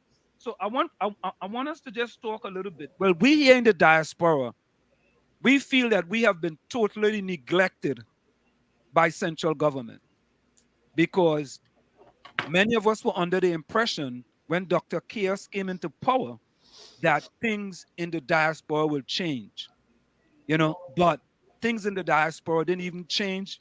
It got worse. It reminds me of growing up. Why would you think that things in the diaspora would change when things in the domestic domain of Trinidad and Tobago did not even change? It regressed. Well, Dr. Mohammed, just to be honest with you, I had a first-hand experience with doing things here in the diaspora with Dr. Chaos. Yeah, but Dr. Chaos was doing that for political points. Let me tell you something. Maybe I was naive. Maybe I was naive. Maybe I am not a fan of his counterpart, Mrs. KPB. But the truth is, she did more genuine stuff for the diaspora than Keith Rowley has done in the last 8 years. Well, he has done absolutely. This is the first time I'm going to say this. I'm going to say this. And people say, I tell people they shouldn't say this because I know this. Dr. Chaos have done.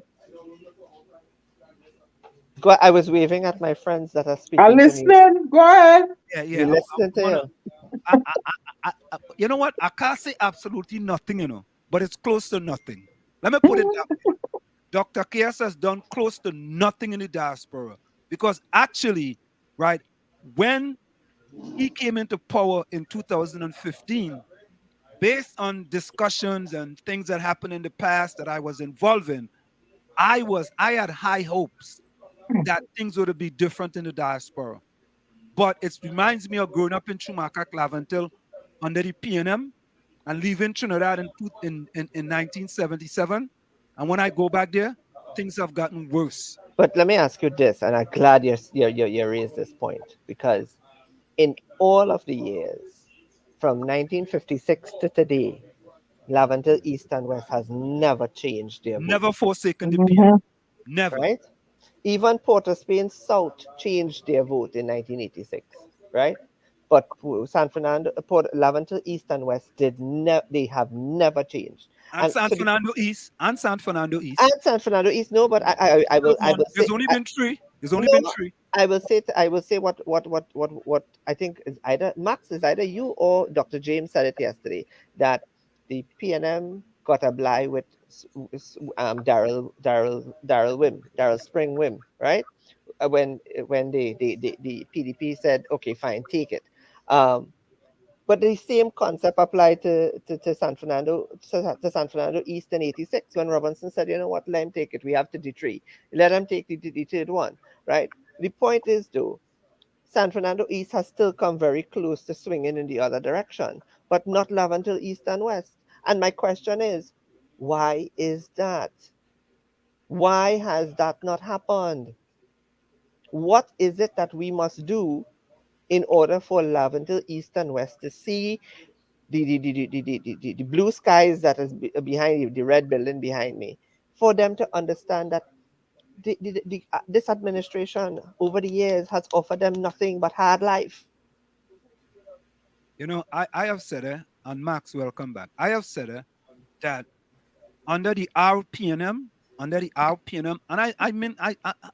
I don't mince matters. Under the RPNM, the people that live in Laventille West, Mova, Laventille East, because those are the constituency I grew up in and I know about, those communities have digressed drastically under the RPNM.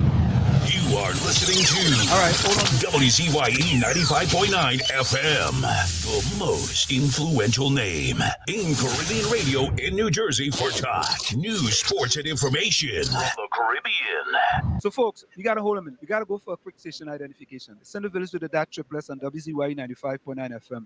We have with us, political scientist, Dr. Shane Mohammed, and we have with us out of Tobago, Mr. Max James, an influential man in Tobago. So stick and stay. It's Diana, Ansem, Tommy, and you in the village with the Dad Triplets on WZYE 95.9 FM. We'll be right back after the show. You're listening to WZYE 95.9 FM. You are listening to WZYE LP 95.9 FM, the most influential name in Caribbean radio in the tri-state area. Broadcasting from East Orange, New Jersey, the most influential name in Caribbean radio, WZYE 95.9 FM. Back with you. It's in the village with the Dad Triplets on WZYE 95.9 FM. We come to every Tuesday, Thursday, and Saturday from 7 to 10 p.m. That's Tuesday, Thursday, and Saturday from 7 to 10 p.m. Now, Max, I want to jump over to you real quick, right? And here is why, right, Max? Because we have heard previously people selling us a bag of gold in the diaspora. You know, they tell us we're going to do this, we are going to do that. You know, when they're in opposition, we want to do this and we want to do that, right? And I felt good. Tommy and Diana can speak for themselves. When I hear the THA chief, Fali Chavez Augustine, talk about the diaspora, you know, on Monday, and it made me feel good because really and truly, I don't ever remember Dr. Rowley stand up on our platform and talking about the diaspora. You know, I don't recall. Maybe he did, but I don't recall him standing on a platform and actually mentioning the diaspora, right? So I felt pretty good about that, right? The question is the chief going to go through with his diaspora statement? All right, so Max is frozen again. He's going to come back. We have to, I'm going to get him out for him. My internet is... Yeah, let me take you out and bring you back. Let me take him out and bring him back. Yes. So Shane, talk to me. I think we can say the same thing to you. We here in the diaspora, right? We have had, and you said, oops, almost getting that glass there, but woo, that was problems. Jumping part of you, boy. That would have been problems, boy. Oh boy. Woo. Thank you, Jesus. Yes. So Dr. Mohammed, I didn't know about the initiative under the UNC in the diaspora, right? You will know better than me, right? And you were just telling us about it, right? But the PNM really has, other than Dr. Rowley coming up here and going to ring the bell at the NASDAQ and throwing a party at the Brooklyn Marriott, and I don't know, coming for the UN convention. Hold on. How many times? How many times did he actually make an appearance at the United Nations? Once. I think once. So exactly. Far. Once in 8 years. Yeah, he make an appearance once. Yeah. And you forget one thing, Anselm. What is that? You took a picture with a famous poet. No, but that's when he came. That's what I'm saying. That's when he came. Yeah, that's when he came. Yeah. So what it is, Dr. Mohammed? Oh, I think Max is back. Let me bring Max back in. Hey. Yes, Max. I want to shift back to you quickly. Let me shift back to you quickly, and Dr. Mohammed, I'll come back to you. So what we were saying, Max, is that, you know, we have been left at the altar quite a bit, you know, with a lot of promises, but when time comes to fulfill those promises, you know, we are left holding the bag, so to speak. And I was very happy being that I coined THA Chief Fali Chavez Augustine a transformational leader, because I see the things that he wants to do. And when I hear him talk about these issues, talk about, you know, FDI, foreign direct investment, talks about the diaspora, talks about public-private partnership, you know, I'm seeing things that could actually involve the diaspora. Well, I was going to ask you, because it's an area I never fully understood, to admit. What are some of the things you believe that the diaspora can do, even without invitation?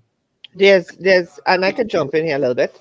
Yeah, there is one thing he spoke, one of the things that I said last night, and I'll say here, which empowers him and empowers the administration, is the fact that his portfolio also has the word trade in it. So he has the ability to go and do trade and get involved in trade with other nations directly and other entities directly because he is the secretary for trade.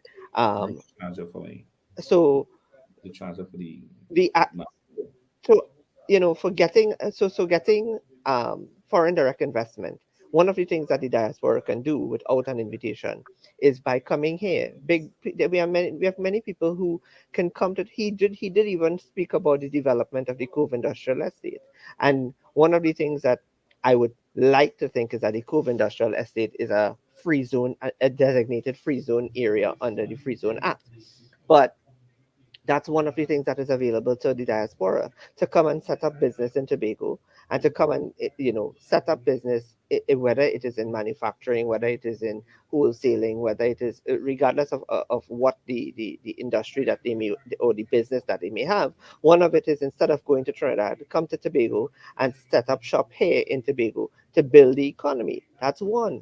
um, you know, the other thing, I had a conversation with the president of COSTAT this afternoon, and one of the things that he's looking to do is expand the portfolio of COSTAT and develop two new schools. One which aligns, I think it's fate, or by sheer coincidence, that COSTAT is going to be developing the School of Digitization and digital content and all of those things, which aligns directly with what the chief secretary said yesterday with regard to ePixel and all of that. One of the other things is that we have great influencers in the diaspora with regard to the fashion industry, with regard to the film industry. Make Tobago a destination for some of your photo shoots, some of your runways, some of your fashion shows, some of your filming, and you know those are the things that Tobago would love to have as well. I mean, they've come as far as they've come here before, and it's not that it hasn't been done, but it should be done more often. Another thing that the diaspora can do is to advocate for airlines to come directly from New York and from DC and from Miami, straight uh, from those destinations to Tobago. That is some of the things that the diaspora can clamor for, and because they have a space and a place in outside there to say that they need direct flights into Tobago. And I make the point again. Last week, and a very small Embraer aircraft with 50 people landed on Beef Island in Tortula at that airport with 50 people on board from New York. So if we start small and start bringing in persons from outside to come here and enjoy what Tobago has to offer, um, I don't understand why we should be struggling to build for and why we should have to invite the diaspora. The diaspora should be willing to come, especially under this administration. Well, let me say that before you go on. Let me say this, right? There's a few things that could be done by Tobago and by the diaspora. For example, one thing that could be done is to offer tax incentive for foreign investors. But we can't. I don't know if we have the jurisdiction. Max might be able to clear that up. No, right. We can't. We can't implement. We can't propose taxes, and that's a feature of the legislation that we want to have change. But I was happy. I'm still. I'm enthused to hear what I'm hearing from Anselm, because apart from Shane, you laying out that long list of things that the diaspora can do, I wanted to hear for myself from them. And when Anselm is perhaps answering, I want him to give me some kind of a gauge of how strong the diaspora is, how influential is the diaspora, and so forth, so that it would tell me, well, yeah, we if the diaspora is serious and they are a powerful body, how better constituted can you be? Is the diaspora really organized? I'm not so sure. The diaspora, we have a smattering of people here, a smattering of people here, saying all different kinds of things.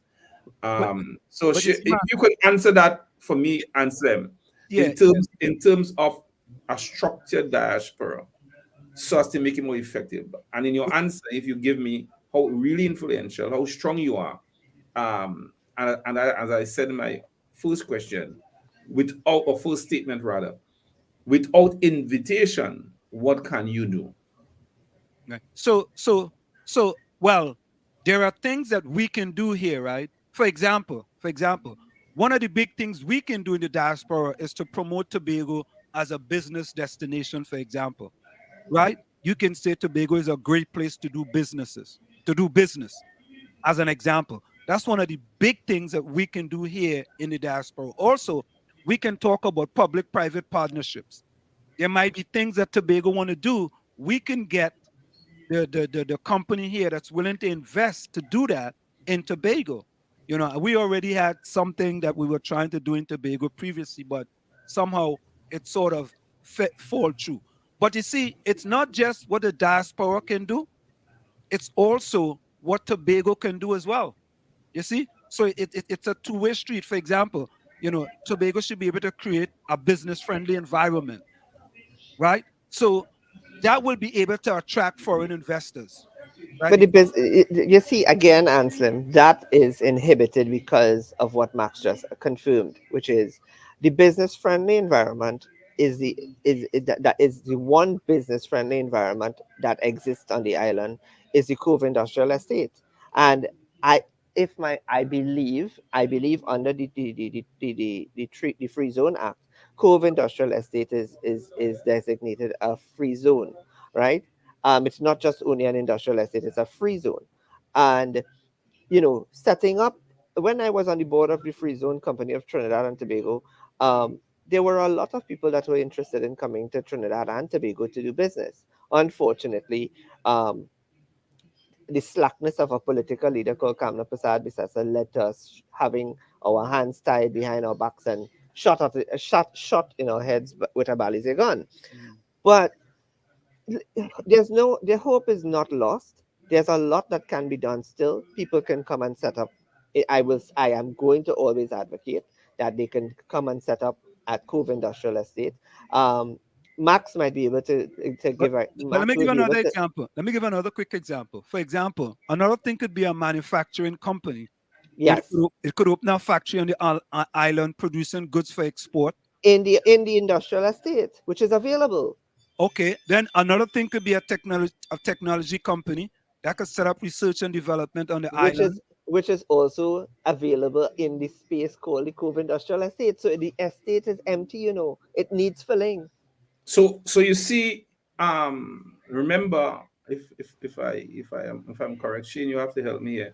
Yeah. Wait, let me add one other thing. Let me add one other thing as well, right? Now we know about the potential of tourists. The tourists, Tobago has a potential as a tourist destination. Mm-hmm. So Tobago, in return, have to make sure they invest in their tourism infrastructure. Which if the budget says, let me read it. Like, let me find it. Listen. So while Shane is looking for it, yeah. And Slim, if people in the diaspora are serious, really serious, they have to attract or be in partnership with the right people here in Tobago. There are people willing, but they don't have the capital. It's difficult to find the capital here. The COVID has mashed up a lot of people's credit rating. And you know in this country who has the superior or better credit rating. Correct. The locals here can't. How much money can you really get from the bank with a bad credit rating? Maybe zilch. And if they're willing to help you, if they waive the policy, maybe you got a chance. However, that is just what it is. So we need people to come with the capital, form an alliance with people here in Tobago, and that way something, because there are tremendous opportunities, such along the lines that you mentioned, right? But I'll talk with you offline on some of those things. Yeah, right? yeah. There is quite a bit of things that could be done. But you have to find the people who have the know-how here, add our know-how to your know-how, and perhaps you could get something going. But these people came and they said they're going to plant grapes and all of this kind of thing, and they got the land. I haven't seen anything happen. Shane, have you seen anything happen? No, and they gave away. The government gave away 13 acres of land to the 1%ers for the 1%ers. And strawberries, and we I still ain't waiting see on any. it. I ain't see any strawberries start to grow there yet. Yeah, as you see. So I've heard of it. let me just say that under tourism, he said they intend to turn the island into the green island of festivals, which is to take a better look at Tobago. Tobago has received the Man and the Biosphere designation. It has one of the largest marine corals in the region, has the Boca Reef and Island Pool, and has all of the various festivals and they are looking to exploit these ventures, and they understand that these are the challenges as it pertains to tourism. One, inadequate airlift arrangements, which is why I said the diaspora could help in that regard, because Trinidad is not listening. Insufficient marketing and inadequate product development and room stock. In light of that, we have Condor Airlines that is resuming service directly from Germany to Tobago in the winter season, as well as they are currently in negotiation to secure airlift out of Western Europe and Scandinavia. They are also looking at seeking a low-cost carrier as a replacement for Virgin Atlantic. Then they also propose to have a Tobago desk in Norway and Sweden. And while I was listening to him, I said he should add Denmark to that list. They are looking. We are in with recent appointment of a destination representative for the U.S. market. So you all may not have known this, but at the Caribbean Marketplace event that took place in April, I believe, or May, there is the PHA got a destination representative appointed at an agency that is to work on marketing the North American market to come to Tobago. Trinidad and Tobago is going to be hosting the 2023 Commonwealth Youth Games. There's going to be greater collaboration with the Tobago Hospitality and Tourism Institute for better customer service training. There's going to be the establishment of the Tourism Services Bureau of Standards, which will be mandated to inspect the condition of resorts, food and beverage establishments, customer service output, and have a data reporting and have report data and findings to the Division of Tourism. And then he went on to talk about a $300 million water park. The Charlottesville jetty is to be upgraded. Upgrades to Pigeon Point, Storby, Bloody Bay. There's going to be the deployment of precepted reef rangers. Then he talked about there's going to be a 500-room, five-star hotel. It's not a five-star hotel. It's a 500-room, five-star resort. One is a family-oriented on one side, and the other side is an adult-only at Kilgwin Bay. Then there's going to be another hotel that is going to be built at Rocky Point, the Marriott Bay, Marriott Hotel. And right now, they are looking to send out RFPs for persons to come and operate the Manta Lodge Hotel. And in addition to that, there are going to be negotiations for either a buyer or a developer for sanctuary villas that are in process. So the man has, and that is just a little part that I'm telling you all about. But and Dr. Mohammed, I actually had, I listened to what he said, and there was on my list too was also a hotel chain. But let me just add one or two other things, right? A renewable energy company could invest in solar or wind power projects on the island. And I will tell you so you may not know this, and this is one of the problems that we are facing and why this administration has to go. Everybody is pushing for non-renewable sources of energy, right? Yeah. And one of the things that is happening across the region, especially in places like Antigua and St. Kitts Nevis, and even in Curacao, is that they are moving towards turning households into solar dependable households, right, for energy. On top of that, they're looking to in Antigua. They have turned a part of a huge portion of land just off the runway in Antigua as a solar farm to generate energy and electricity to power the airport and the surrounding villages. In this country, in Trinidad and Tobago, a man called Keith Rowley while he wants us to move towards solar energy, he also wants to incorporate a tax, a tax to residents that that buy into the solar energy aspect of going down that part of renewables. The problem is this: to set up solar energy panels at a domestic level, in terms of a household level, cost anything between $25,000 and $50,000. And I'm saying this to you because one of my colleagues transformed his entire house into solar. And so he has both the electricity and the solar. But he said to us that in setting up the solar aspect, it cost him in excess of $25,000. And you want to tax people on top of that? Yeah.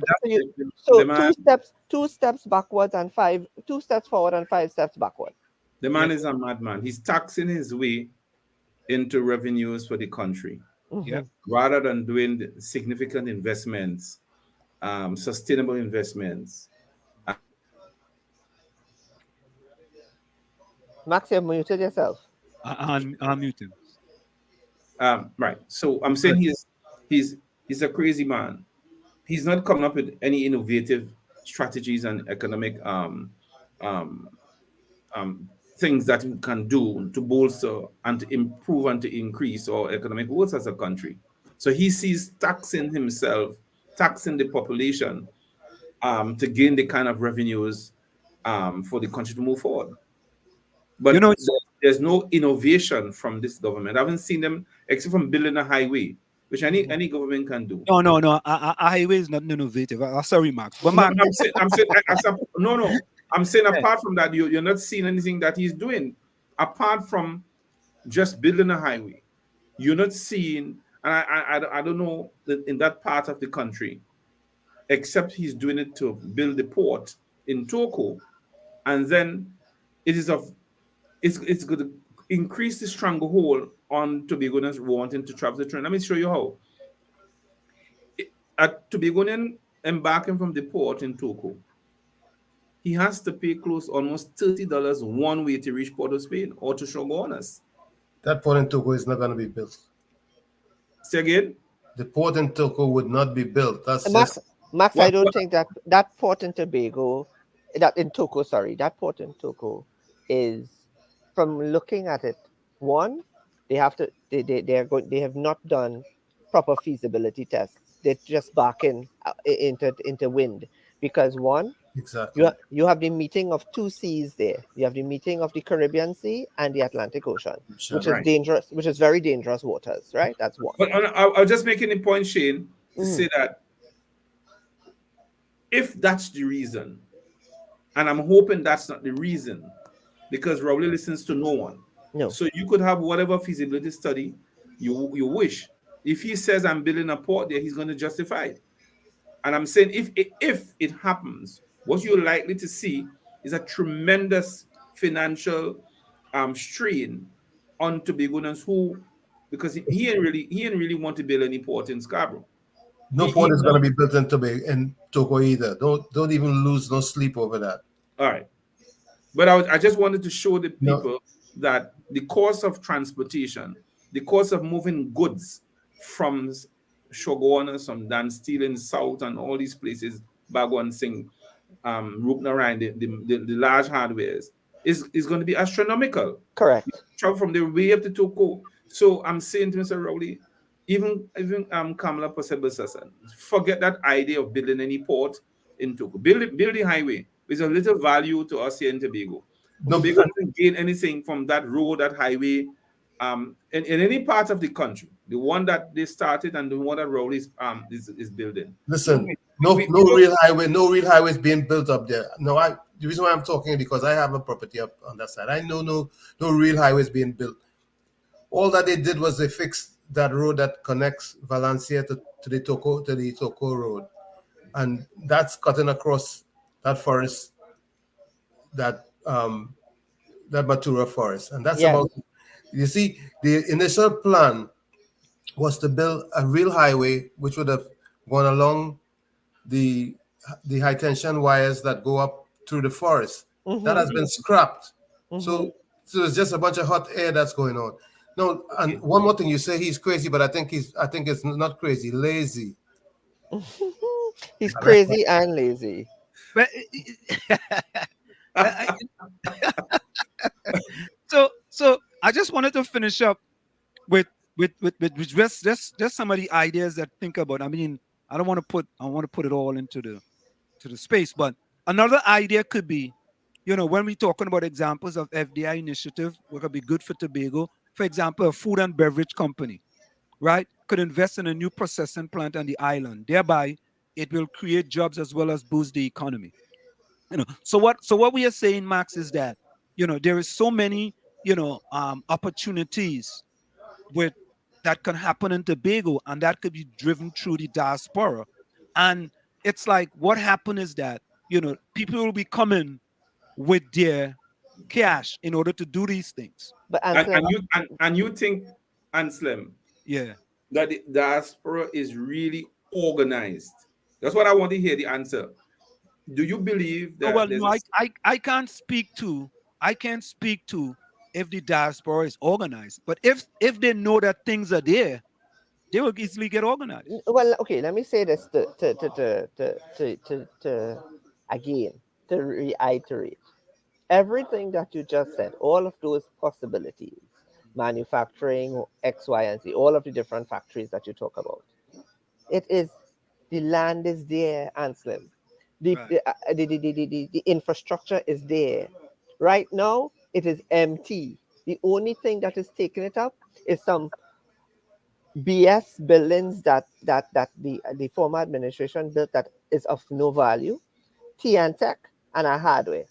Those are the only three things on that entire industrial estate, right? And so that it is ripe for the picking and for investors to come and take advantage of the space. I mean, if I'm not mistaken, Max, correct me as well, there's also space at Studley Park, not so? Well, let me say yes. I think that the chief secretary spoke about sandpaper because we have the best stone in the world. Right.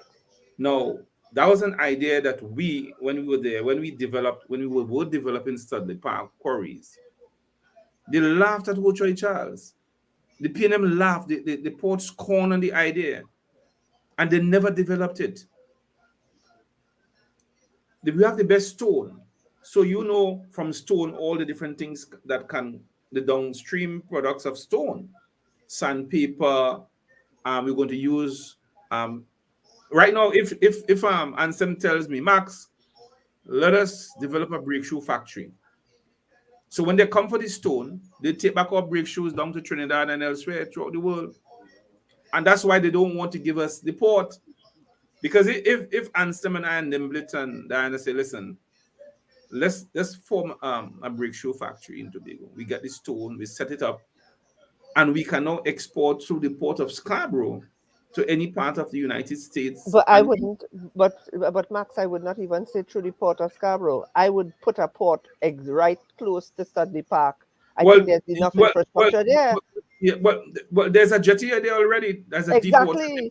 Exactly. That's where the stone leaves from to go down to Labrie and so on. And I am saying that I love that little area. I have never been lucky enough to see a ship dock there, but it would be amusing to me.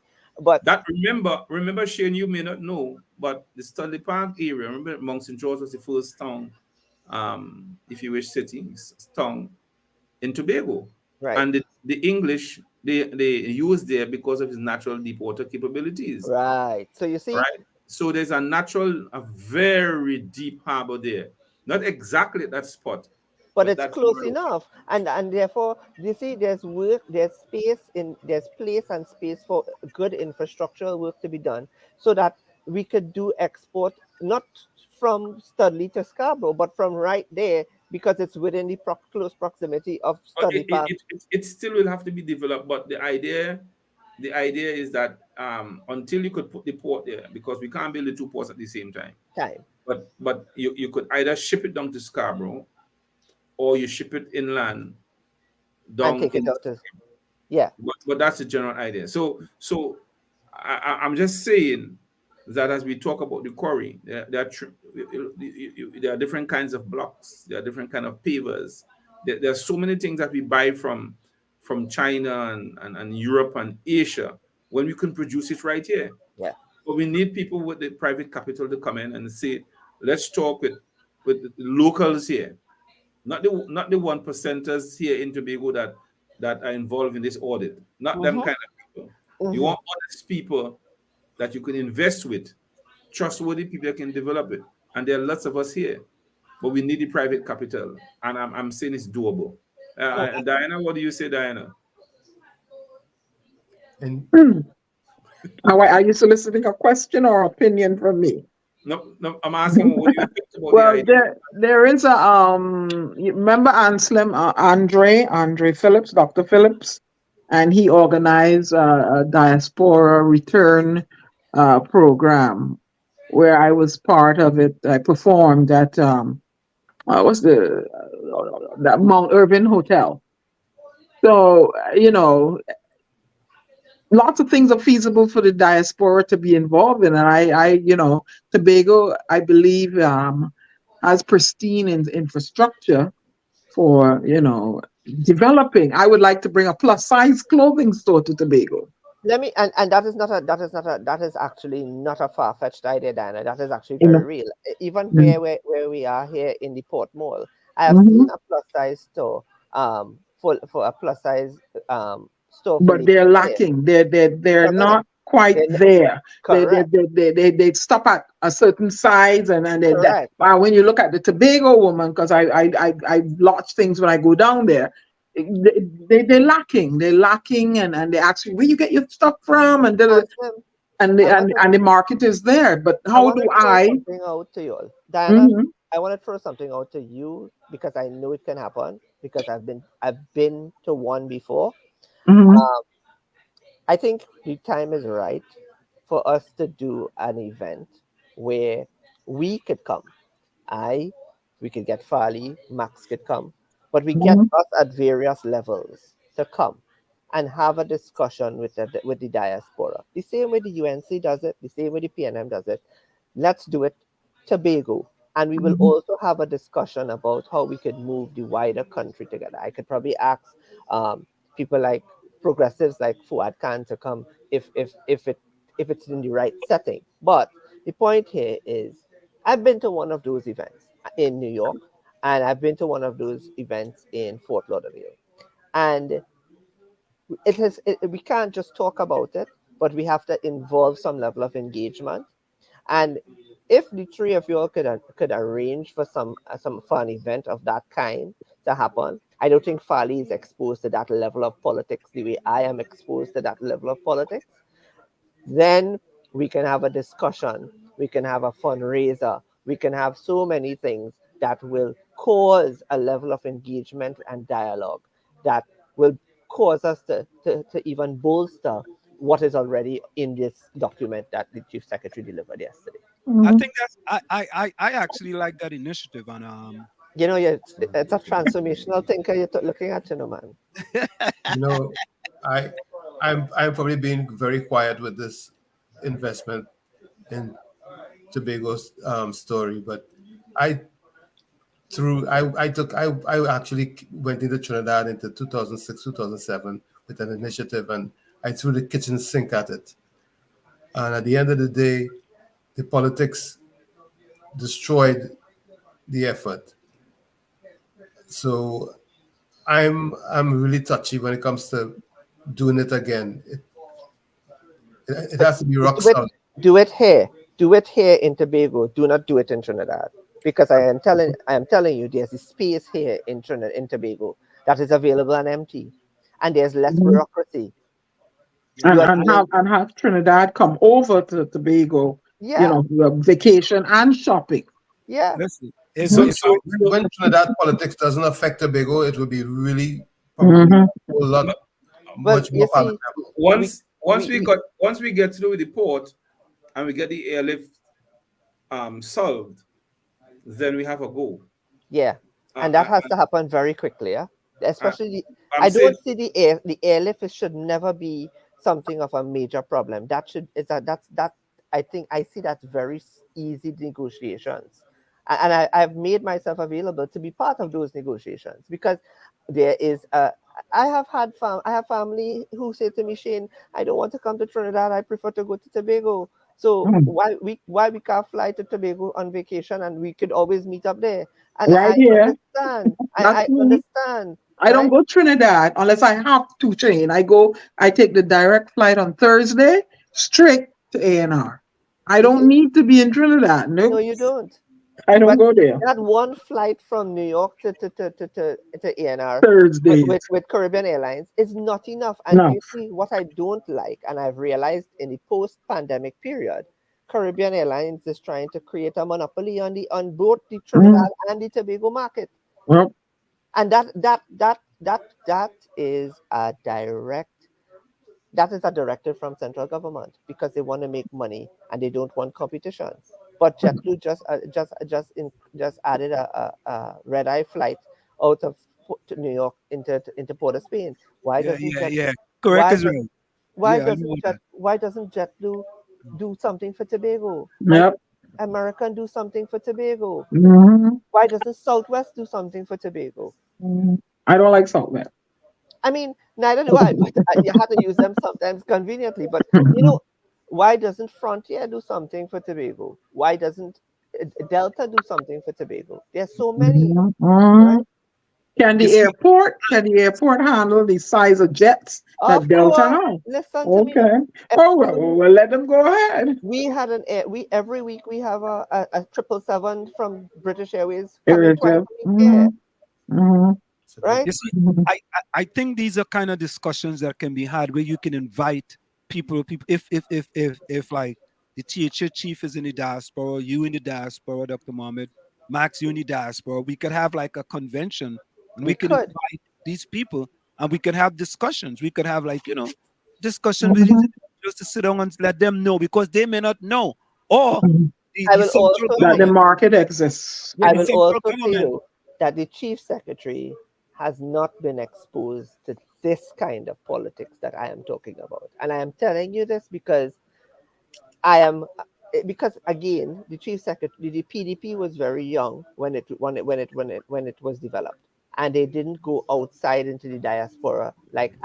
So for example, back in the day, they had sent Duke to make trouble.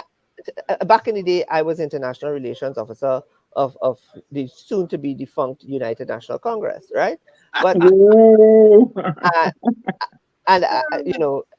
am in the colors of the TPP right now, so you never know. And I'm on the island of Tobago. But the thing about it is, you guys have to help us to create this event because the chief secretary has to be exposed to this level of politics. Yeah, no problem.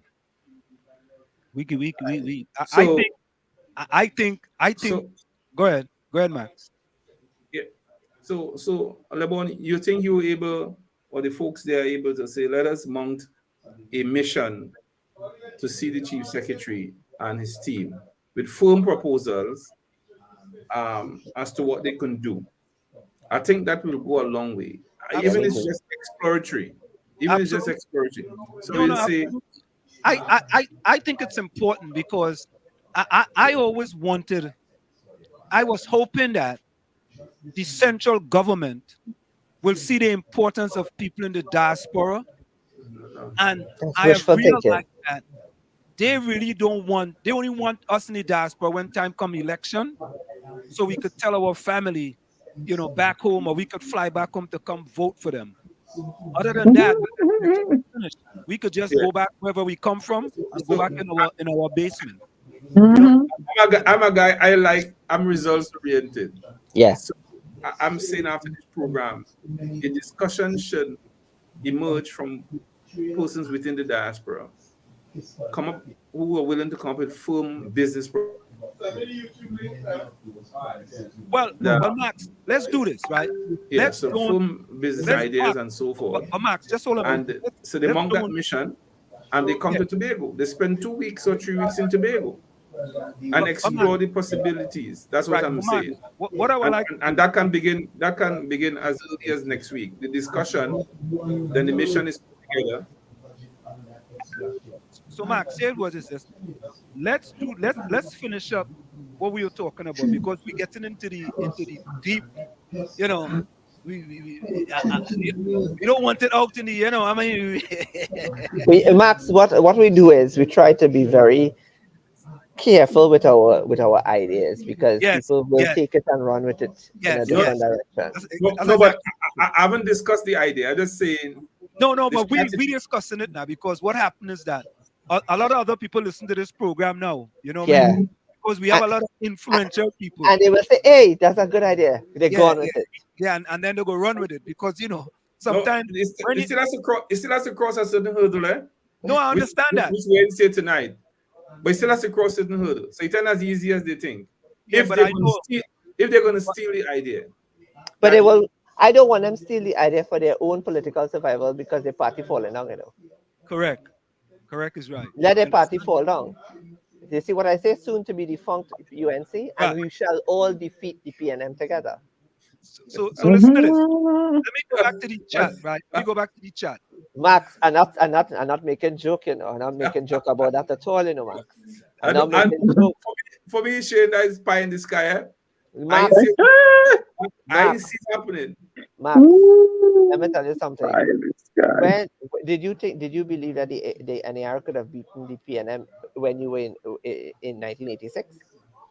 Yes, because they had the momentum from. Why we can't build that same momentum, Max? We have like-minded people. It's too disparate in composition. There are certain people we don't need. So listen to this. Let me leave that right there right now. Let me get back to the chat. Someone says, "Good night, Mr. James. Must say, why are the contractor coming from Trinidad? Thus, all the money is going to Trinidad and not to Tobago." Also, that's a misrepresentation. That article is completely misleading and untrue. See, I like to say, I'm a scrapper. There's a doltish perspective. Let me tell you what happened. The contractors in Tobago, there possibly two of them that had the wherewithal to do the work. They were under an audit. I want people in the diaspora to understand that. Nobody took any action against them in a way that was biased or prejudiced. They were under and still are under audit. So how they could get the jobs, how they get the contracts. It's either we will continue the corruption. You could be corrupt as you want, but you still get the big contracts. So they bring race into it. Well, it's Dong Sipari and these areas with Indian communities, and they're given the contract. These people have the experience in construction, and they also have the equipment. And so when Trevor wanted something done, it was in an emergency for the carnival and an emergency, although they didn't do that, to cut the hillsides in Castara and Balt if they had to go home. We want action. The other contractors who maybe had the wherewithal to repeat were under investigation. And still are. So it's unfair to say that they're taking the money and sending it to Trinidad. That's just politics. It's hogwash, it's stupidity. It's 500. And Max, we need to let them know it was only 5 contractors that from Trinidad that got jobs. And those 5 contractors, the kind of money that they're talking about is real stupid money. It's stupidness. No, but not only that, Shane. To do the kinds of work that the assembly requires or required at the time, you had to have contractors with a significant amount of cash, because there was a collaboration in terms of you do this now, you get paid later down, you get you get paid later down the road. Yes. The local Tobago contractors didn't and don't have that wherewithal to do that kind of a thing. So it's an unfair and erroneous representation of the truth. It was a poor article. It was a piss poor article. You understand? So there's no one in Tobago, not even the 2 largest contractors in Tobago, I wish I could have built that road in 20 days.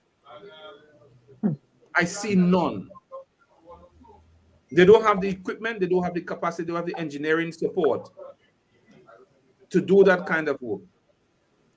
Well, in the time frame, I'm qualifying it within the time frame required. You see, Max, this is what I find, right? I find that this type of information has to be not just on the THA chief page or not just on the assembly person page.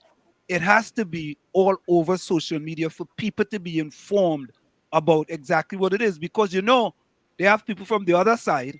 You go put out their misinformation, and Dr. Chaos have a whole line of them, and they're gonna pour their misinformation, and they're gonna run with that misinformation. You see, we can't forever run a country, develop, if everywhere, every corner you reach, you're talking Indian and Negro. Correct. Very true. It can't. It shouldn't be like that. No, because the people who are willing to come and to support, right? If it's done the right way, I think things can work out. But the minute that they believe they're on the back foot, they cry race. Now, for the last 5 years, it hasn't worked. No. They were properly beaten 14-1. Mm-hmm. They use the race card, Indians taking over the country, and all of that. That is simply not so. What I think what we have to do, and this is not being racist, is being matter of fact. We have to find ways, significant ways, of empowering Black businessmen. And I think there's some lopsidedness in respect of how loans are given and all of that. But one of my largest loans was given to me by an East Indian friend. But we really do know that there are some areas that need to be fixed.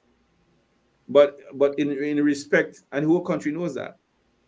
So we have to change that dynamic. We have to change that problem, fix that problem, and to see how all races can borrow, can thrive, can invest fairly.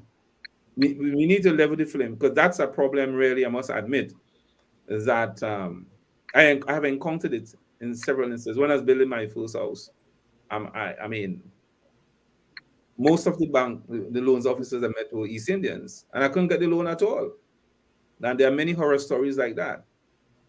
But that should not stop us from moving forward and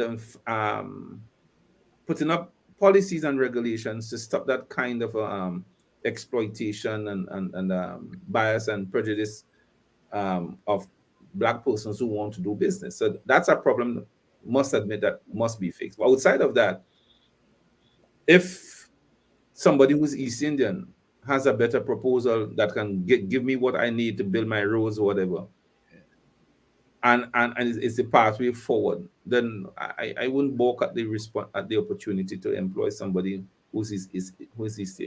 It comes with competence. It has to do with competence. It can't be. Don't judge me by the color of my skin or the texture of my hair, but with competence. I mean, I share Max's thoughts on that, and I always say, if I get the opportunity to come to Tobago and live, I would, because I feel that I have greater peace of mind here than in Trinidad, right? And nothing makes me. And my mother always asks me. She said, Shane, what is it? I said, you will not believe that the drive that I take every day to come down to the office in Tobago, in Scarborough, when I take the drive down, and I turn that corner and I see that blue ocean, which is something I can't see in Trinidad. It does something for your mental health and for your psyche. It does something for your peace of mind. I mean, I'm in the office at 9:49 p.m. in the night, and I am not at all afraid to leave the office. Shane, where's that office? I never asked you, where's that office? The office you met me at yesterday. Mm-hmm. All right. The office we met yesterday. I think Max get frozen. Max. As soon as Max get ready, he get frozen. As soon as Max get ready, he get frozen. Max, you're back. Max is where we met yesterday. Oh, okay. Well, I didn't. Yeah. So Max, we have a question for you. This is a Tobago Union, Max, and I want to address Kevin Williams. Let me address Kevin Williams first. Kevin Williams says, and you just have to address these things and have a quick follow-up. Kevin Williams says 90% of people in Laventille love handouts and trinkets. They love to work 3 hours for only for the day. Kevin, if you can, text me or send me the statistics and the data where you get that information from. That's all I want you to do. Just send that data where you get it from. 90% of people in Laventille love handouts and trinkets. They love to work 3 hours only for the day. All I want you to do is to send me the data where you get that from. That's all. All right? And let me get back to it now. So this is a guy from Tobago, Max. He says, so Max, if the TTP wins the 2 seats in Tobago and they are in the minority, what happens then? They will never be in the minority. You see, this is the problem. I don't understand. You see, I'm really urging Tobagonians to go back to Hansard, get this book written by Dr. deceased, God bless his soul, Jefferson Davidson on Tobago versus the PNL. Go back to the Hansard and read the political development of Trinidad and Tobago. And that should answer your question. And that is why we are talking about constitution reform. You understand? So that what we want is an arrangement where whether you have 2 seats or you have 1 seat, you have a seat at the table.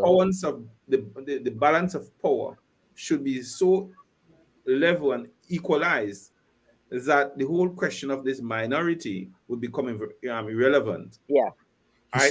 So the permutation that you want to find is where the 2 seats will carry so much power than the 39 or equal to the 39. I think more that way that is right. So the 2 seats, because there's no way we'll have 39 seats in Tobago. So you want an arrangement to the guy who's asking the question, where the 2 seats you multiply it up in terms of a political arrangement that you are not in a deficit position in terms of decision making and influence from Trinidad or interference rather from Trinidad, and so that, but you have to win the 2 seats first. Because I tell Tobago, if the 2 seats have been there for the last 20 years and nothing has happened. So what choice do you have? Are you going to keep the 2 seats in the hands of the PNM for another 20 years and Tobago is not developing at all? The 2 seats sit down there. Shamfa Kojo, Aina Webster sit down there, and they cannot tell Rowley. You need at least give the assembly 6.9. Correct. For 20 years, their own assembly could not even get 6.9 because you have influence bearers like that joker Mariona Brown. He's incredible, talking this rubbish about 60,000 persons. Can't give up, make a Vabi come in. Where does he come from? Where did he learn his economics from? Where did he learn his politics from? Where did he go to school? But that question he asked, that guy, Mariona Brown is shameless. Oh, the Tobagonian who just asked that question. The reason why he's asking that question is not because he doesn't know better. What has to happen now is that the masses have to be enlightened as to what their power is. So let me say this. Let me just say this, right? From a political science perspective, the 2 seats in Tobago are very critical, and the 2 seats in Tobago are important to achieving constitutional reform. Let's start there.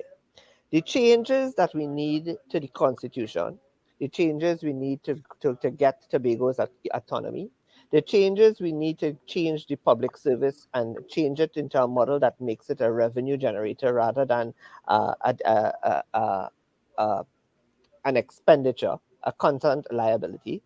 The changes we need with regard to reforming the ministries and the institutions within the country, and those sort the constitutional arrangements, even as it pertains to the election of the president, the role and functions of the THA, the autonomy of the THA, the role and function that the chief secretary would play in the bigger picture of the of wider Trinidad and Tobago, and him not only sitting in Tobago only, but also having a space in Trinidad.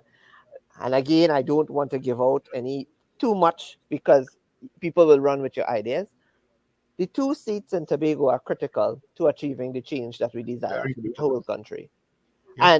And therefore, the 2 seats are not a minority. In fact, the 2 seats could very well be these 2 seats that determine whether we get the 3/5 majority or not that we need. Correct. So I will never ever say that they are in the minority. So if the caller or the guy who's inquiring, there's something the statistics call an outlier. Might not be the best example to make the point, but the two Tobago seats are somewhat like a statistical outlier, and statistical outliers, as Shane will know, and I don't know the competence of the other persons in the panel, but you can be so validating and so powerful that they have to contend with you. Until they give you what you want, then there's no dice. So what Tobago has to ensure, you see that oil and gas that they say is going to run out in the next 20 years. we don't want Trinidad to get all of that and that revenue. So we once people like me or someone can get into parliament and say, listen, the end of your play time is done, and we must come up with a formula. When I hear nonsense from Vanessa James, who talks about giving us 25 and 15 and that kind of a percent, that is our oil and gas. It's all gas, and we have to start there. We can't start at 30%. We want to take it, use some of it, save some of it, and then share the rest with the country. But you can't tell us what to do with our gas, and then when it runs out, we still have to go begging to you. Right now, we are begging you.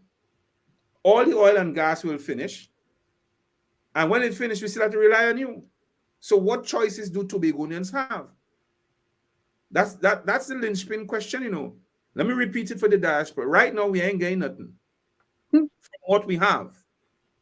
It will finish based on the projections. Right now, Trinidad is in a deficit position in terms of financial resources. And when the gas runs low, we ain't get what we want. Tobago not developed. I ask you all, what is your choice? So it means the diaspora must know that their children and grandchildren have a stake here, and their voices must be heard.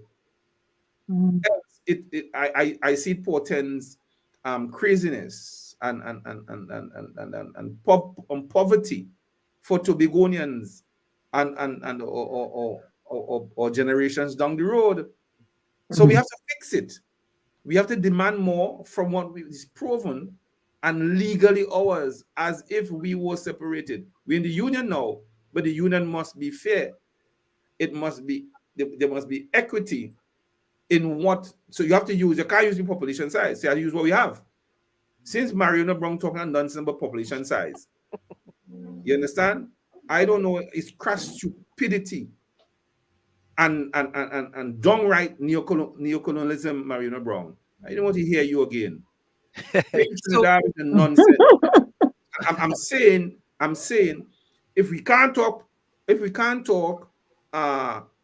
population size, then we have to talk about what is ours. And the Trinidadians, they will say, is one country, so that gas is ours too. But when Labrie was letting go gas and all 0.14 and all them was letting go gas and oil, what we were getting 1%. So Mr. James, hold that thought right there. We're gonna go for a quick station identification, and we're gonna wrap up when we come back. But folks, it's in the village with the Dad Triplets on WZYE 95.9 FM. Of course, You know what I mean? You are listening to WZYE LP 95.9 FM, Maplewood, New Jersey, broadcasting from Essex County. Yes, it's in the village with the Dad Triplets on WZYE 95.9 FM. Of course, you know, we have with us tonight Dr. Shane Mohammed and Mr. Max James out at Tobago. And we talking Tobago. We talking Tobago because Tobago is very important when we talk about Trinidad and Tobago. So stick and stay. It's Diana, Ansem, Tommy, and you in the village with the Dad Triplets on WZYE 95.9 FM. You're listening to WZYE 95.9 FM. You are listening to WZYE 95.9 FM, the most influential name in Caribbean radio in the tri-state area. Broadcasting from East Orange, New Jersey, the most influential name in Caribbean radio, WZYE 95.9 FM. We are back with you. It's in the village with the Dad Triplets on WZYE 95.9 FM. We come to every Tuesday, Thursday, and Saturday from 7 to 10 p.m. That's Tuesday, Thursday, and Saturday from 7 to 10 p.m. Let me just quickly go to the chat here. Why don't people, Eileen says, why don't people think of their choices when they decide to vote? Let me say, Richard Ramroop, welcome back. We haven't seen you. The person who asked you the question, Max, he says, thanks you, Dr. Shane, a very intelligent answer. Ellis says, I like these type of conversation walls, powerful panel tonight. Another person says, well said, sir. Keisha, welcome. Rose, welcome. It's nice to see you guys. Let me see if there's any. Let me see. Okay, I think that's about it. No, we're not. Okay. So folks, that, Kevin Williams says PDP need full power. Of what? Oh, Lord. A Belgrave funeral home. No. I read the comments. He made a mistake. He meant TPP. I'm very certain. Yeah. I'm very certain that's what he meant. Kevin, I think Kevin from Tobago. He meant TPP. He don't mean PDP. Oh yeah. Because Kevin also says right now PDP and PNM can't work. I think you're right. Yeah, you made a mistake. Yeah. We think. But if we were to give them full power, it would be Belgrave funeral home. Yeah. So I think what happened tonight is that this conversation was so splendiferous in that we share a lot of information with the public, and the diaspora information was most important because, of course, we live in the diaspora, and there are many of us who would like to give back to, many people say, Trinidad and Tobago, but sometimes Trinidad, really and truly, under Dr. Chaos, they don't want to give back. The only thing that I could say, Anselm, that the diaspora needs to give back to Trinidad is that we need them to come to Trinidad to vote when we all collectively get rid of the PNM and get what we needed. And on the other side, what I think the diaspora needs to focus on is investment into Tobago. Oh yeah, I think that's very important. And you know, there's a lot of things that I know can be done, and there were a few things that were done previously, Max, that you may not have been aware of, but Dr. Mashup was involved with those things because he was responsible for the diaspora previously. And of course, he mashed that up too. So, you know, he does a very good name of following his name, a very good job of following it. Right? I think, Anselm, and Tobagoans and you folks in the diaspora have to see what it is. The gentleman, Dr. Chaos, went up for the Tobago West seat and he lost. No, Dr. Mashup. Dr. Mashup. Yeah, Dr. Mashup. Yeah. Dr. Chaos is the one in the in Trinidad. No. The chaos. He know what he's saying. He knows what he's saying, answer. all right. Sorry. My bad. Sorry, my bad. Dr. Chaos are focusing on. Yeah. My bad. The Tobago West seat in the 1986, either 85 or 86, somewhere around there. Oh, okay. Yeah. And Tobagonians saw him for what he is, just as they see him for what he is now, and rejected him soundly. He lost the seat by a huge margin. I think it was to this guy August. It was August, either August or Palm, one of them. But I think it's August. I stand corrected. And what year was it? He never forgave Tobagonians for that whipping he got, but he wasn't ready. Yeah, he's unforgiving. He's unforgiving. Ready. So he is living out. He's eking out a revenge. Unless you all support me, you all get nothing. Same thing from Williams. Tobagonians rejected him. He disbanded the Ministry of Tobago Affairs. This is why I tell you I have a problem with this ministry for Tobago. So we know what ministry. Tobagonians, we eat grass. Max, 1981. 1981, right? So he lost. And he's never gotten over that whopping. So now Chambers continued. Then Manning, Jaslow, and these guys. And it's not a let up. First, they undereducate you. You lose opportunity. They underfund you. And I am asking a sincere question. These are the sins of the PNM. They underfund you, they underdevelop you, they miseducate you, they undereducate you. Your children and your grandchildren, they have to run to other countries to survive. So do you want to continue the status quo, people of the diaspora? Your motherland is under attack. Your motherland is under siege. Your motherland is under pressure. Farley just took over a year ago. And what Farley and my brother Trevor has done in terms of development works, they have done more than the PNM did in 20 years. You could check it for yourself. You don't have to believe me. Just come and see. What Trevor and Farley and others have done in 1 year, 1.5 years, as the case may be, is what the PNM did not and could not do in 20 years. So you have to judge the book by its contents, not the cover, by its contents. And therefore, when you have to make a decision for voting and for support, you have a stake here, your grandchildren have a stake here. If your motherland is under attack, what will you do? And it's under attack led by somebody from Mason Hall. That's the worst part of it. From Mason Hall to Whitehall. From Mason Hall to Whitehall.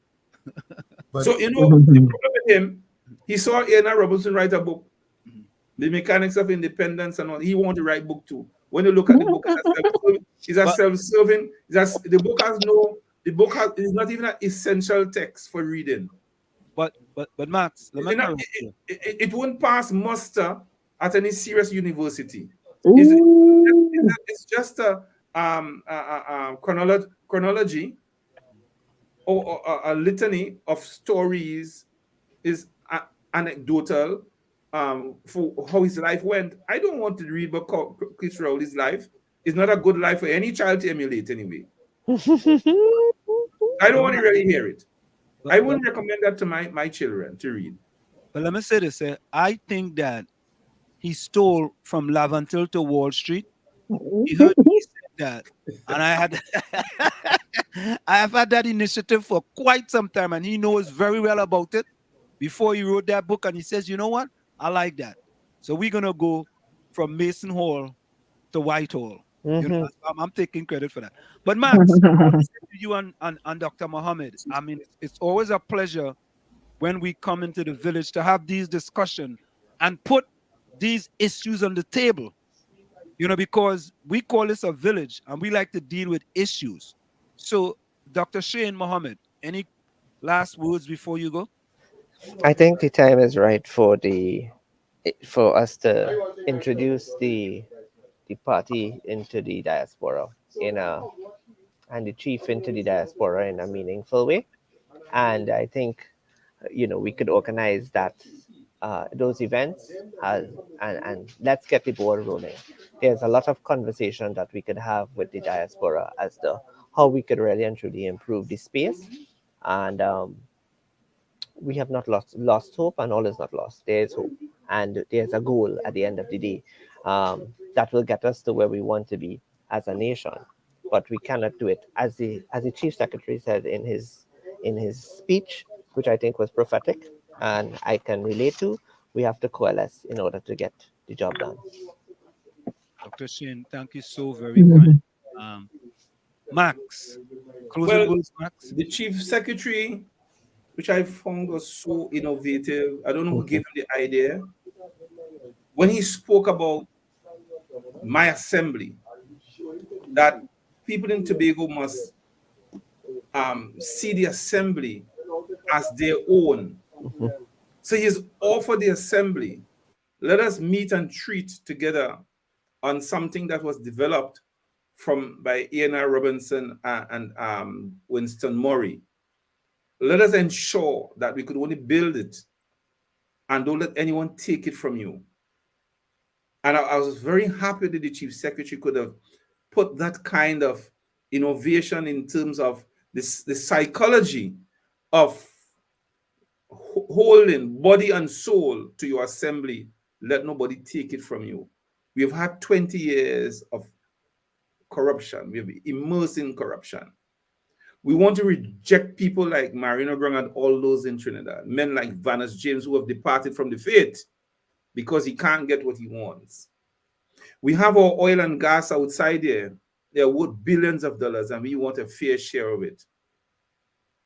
Your motherland is under attack, and you have to fight for it. There's a man here, I almost call him a leader, who is bent on handing Tobago to Trinidad so that they can satisfy the Trinidadian way of life. I have friends in Trinidad. I'm not talking about the ordinary Trinidadian, the elite in Trinidad. They want Tobago to ensure that they could survive. Well, we want to survive too. And I'm asking and urging Tobagonians, hold on to your assembly. Hold on to honest persons. They might have made a few errors because of a bit new on the job, but they have learned their lessons. And you don't throw away something because a mistake or two has been here. The devil is like a roaring lion moving around Tobago, seeking who they could devour. They want Tobago badly. And you have to say, no way, Jose. Tobago is not for you. Tobago is for Tobagonians of right thinking and for the posterity and the generations to come. And we have to fight for it and hold on to it to prevent the thievery and the thuggery that has occurred over the last 20 years. No more. The time for that is done, and we are moving to new dimensions and new horizons, and we have to hold fast. The Bible says, he that endureth to the end, the same shall be saved. Let us all save ourselves and save this beautiful home, Tobago. But that was a beautiful Monday. Max, you used to play cricket? I was a left-hander. Oh, God! I'm a left-hander. Eh? Yeah, man. So you say 8 for 6 every time? 8 for 6, plenty. I know you 8 for 6. At one time, I used to open for bishops, you know. Oh, you see, I tell you, I know what I'm talking about. You see, look at that. Look at that. I know, what man? You have to be if you're left-handed, you have to be all wrong there, you know. Yeah, a little spin. You know what I mean? I know it. I wasn't too much of a googly man, you know what I mean? But yeah. Nah, man. It was good, man. So Dr. Mohammed and Max, we want to thank you guys so very kindly for joining us. Thank you, gentlemen. We'll thank you. Yeah, man. All right. Until next time. I learned a lot tonight. Indeed. Yes, indeed. Keep up the good work. Educate the masses in Tobago. Thank you, Tommy. All right. Yeah, bye-bye. Good night, gentlemen. Yeah.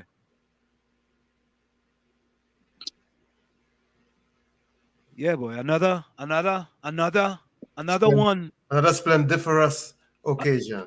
There we go. There we go. You got Tommy saying it too. Oh Lord. That's all we just doing. We into this radio thing to bring information. We not into bacchanal between back and forth and all kind of thing like that. So folks in the chat, Diana, look how long stranger haven't been here a long time. Richard Ramrup, he wants to know big man. He wants to know if he's still in your good grace. Richard, I want you to deal with that fella named Rennie bought in me. Well, I leave it there. Diana, you want to know if you still love him? He said, Diana, you still love him. Richard, deal with Rennie. He bought in me. Partner, you get bowl out long time, eh? Diana not taking no moko fig no more. She wrote no moko fig. That moko fig stale. That moko fig get soft and dry up. You had to deal with Dr. Love now, but yeah, he just ghosts me and then come back wondering if I still love that. It don't work so. Yeah. Richard, Coco have a song that sing that going through. Oh God. So folks, Richard Ramrup, Ellis, Albert, put closing comments in the chat. Judy, Capiza, Renwick, Takesha, welcome back. Rose, Mean Jean, Nadia, I call Mean Jean already, right? Yeah, put closing comments. Rose, put closing comments in the chat. You know, Kevin Williams, if you're still there. Who Kevin? Is Kevin supporting PDP or TPP? Who is supporting? TPP, man. He made a mistake and I feel Kevin is a PDP man, but you know we just have it's all people that's come in the village. Yeah? We don't care who you support. Eh? This is one place you could support any party and come in the village. Don't care anyone to support. Based on his comments, I will say he's a TPP man. You say he's a TPP? I think nah. I think Kevin is a PDP. No, PDP going through. I feel Kevin following Dr. Mashup. He ain't gonna waste his time, man. Kevin Nah. Kevin sound like he's a Dr. Mashup fan. Nah. You feel so? Nah. Well, Dr. Mashup ain't totally off the scene. He's still recruiting people. Yeah, he wasting precious time and deposit money. Oh, okay. So that's the scene. We had he nominate. I think he have a person in Penal DB, you know. He have a person. He nominate somebody in Penal DB. It's kind of surprising that he will go to Penal DB, boy. Really? Anyway, you know what I mean? So, folks, my closing comment. Here's my closing comment for the night. Okay, no, not that one, not that place there. Well, we had a lot of information shared tonight with you know, Dr. Shane and Max, but that was like the last time we had the three of them here. Remember we had the three of them here? Yep. Yeah. You think we could ever get Watson and somebody else? He wanted to show himself. That's what he said. After the election, we'll get him. Yeah, after the election, we go bring him. Oh no! So bringing back Dr. Mashup after the election. Oh no! So here's my quote: "I'm not old enough to drink, let alone choose my sexuality or gender. Ooh. How about enjoy Who is that? And leave me alone. I'm not old enough to drink." No, this is a child holding this poster. "I'm not yet old enough to drink, let alone choose my sexuality or gender. How about let me enjoy being a child and leave me alone?" Oh. Clock on the wall, so that's all I like to say, but I've got to go. Remember, hard work beats talent when talent does not work out. And for every 60 seconds of anger, you lose 1 minute of happiness. Go ahead, Tommy. There's never been a challenging time in human history where an occasional laugh didn't help us get through. I'll say it one more time. There's never been a challenging time in human history where an occasional laugh did not help us get through. Again, we keep talking about change. The change begins with each and every one of us, the man in the mirror. However, when you look into the mirror and you don't like what you see, don't blame the mirror. Okay, it's been a pleasure being here in the village. I always enjoy my time here in the village, and I look forward to our next time together. Till then, be safe out there. Do not look down on a person unless you're giving them a hand up. Good night, all. Love you all. Yeah, let me say welcome to Ingrid Boynes. Ingrid Boynes, welcome to In the Village with the Dad Triplets on WZYE 95.9 FM. We are glad that you can join us. Wherever you have joined us from, we thank you for joining us. Go ahead, Diana. Okay, got a comical piece here. Trying to address what's going on in Trinidad and Tobago. Serious but comical. I call it Land of the Hummingbird. Location, Trinidad. It's 10 p.m. Where are you, freedom? Locked inside my home that has become my nightly prison. Murder rate high from a bullet, I may be the next to die. Crapo hop freely, mosquito are plenty, for blood they are thirsty. The hungry dogs lay in a deserted street while grooming their tired feet. Two lovers kiss as they meet. Life for them in love's snare may be temporarily sweet. I sit in the dark reminiscing of all the citizens who went missing.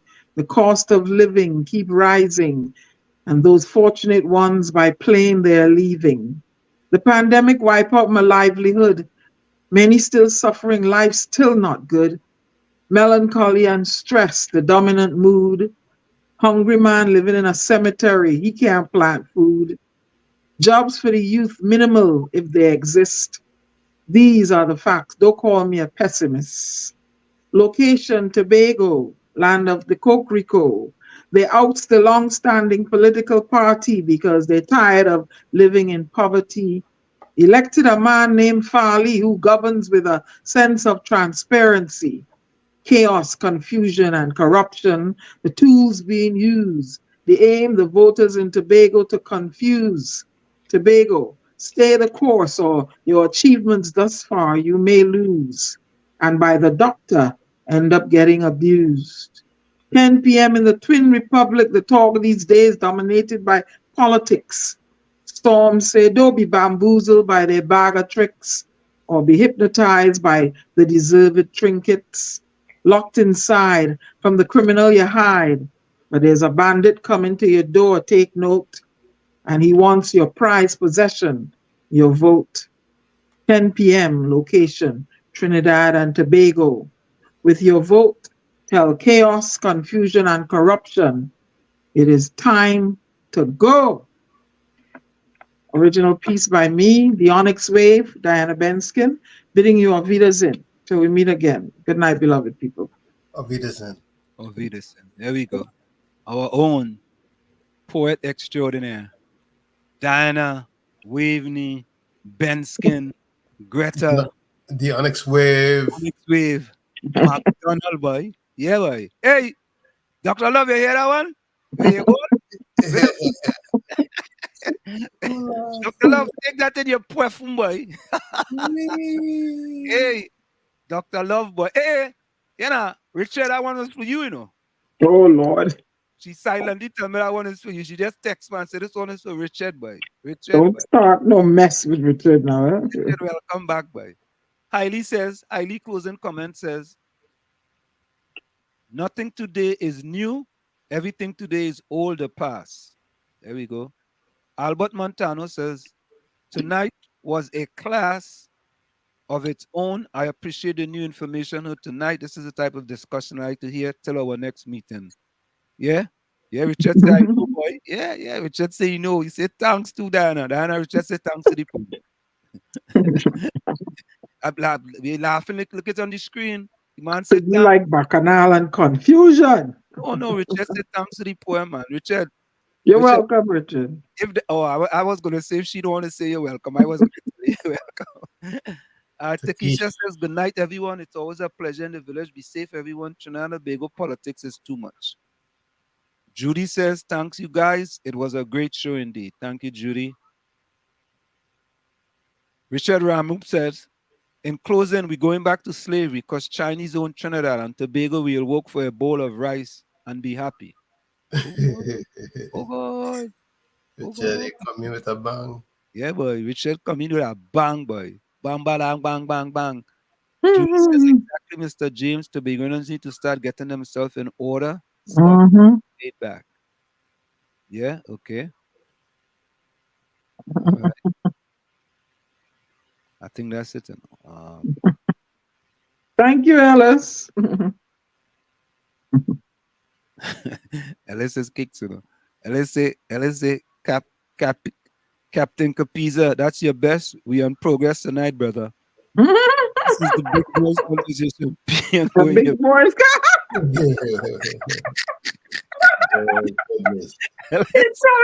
He going his bed. Oh no. Hey, Capiza, Arjun, you taking that dress over? Yeah. Judy says, one thing with the village families, this show have absolute balance. Thank you, handsome Diana and Tommy. You're welcome, Judy. Yeah, remember when we used to have a fellow named Ron? He used to say, little corner, go and sit down in the corner. And let's tell Capiza, go and pee and go here. Oh, God. Well, yes, folks, it's always a pleasure. We're going to go out tonight, but we're going out tonight with Boy. Labby and Capitan be going at it all day long. All day. From the thing. Yeah, I had to mute the chat thing because the thing went up. I said, I Labby and Capiza. Kevin Williams says, Anselm, I have the flower for Duke for the cemetery. Oh, no. Oh, so yeah, so Kevin is TPP then. I feel so. You know? Telling you that you're playing your own understand. No, he PN. Kevin is PN. Yeah. Look his last name, Williams. No, I thought he was an undercover PDP. He's a PNM. Look, he have a last name, Williams. Yeah, he's a TPP. Undercover TPP. He's a TPP. Oh, okay, folks, if it's one thing in the village, you could say who you're supporting and you say no problem. Nope. No stress. No stress at all. Yeah. Kevin say yes. He agree with me. All right. So listen, now we understand. So, you know, I mean, we figure it out. But we never know who Richard Ramroop. Hey, Kevin say folly all the way, look. Yeah, he's a TPP. He coming out. He come out already. Come out. No, but right from the start, I told you he was a TPP. Remember saying that? Nah. I was kind of worried about him.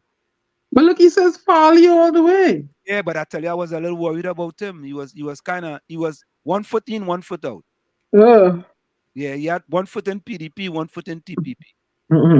He made a mistake when he said PDP. Oh, okay.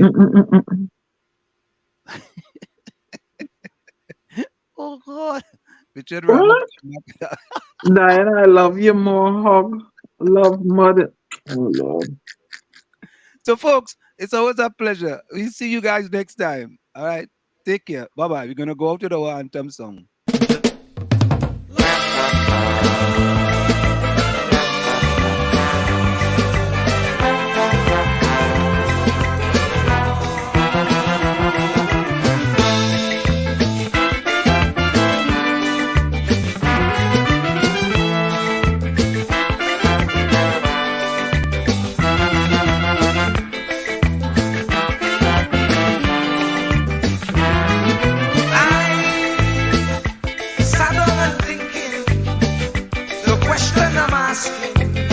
Is Pharaoh still existing? As he before, resembling an Israelite, not being treated right, enslaved day and night. Oh, we just can't go on this way. We just can't go on this way. Please deliver us today. We just can't go on this way. We like the Israelites still in pain. We just can't go on.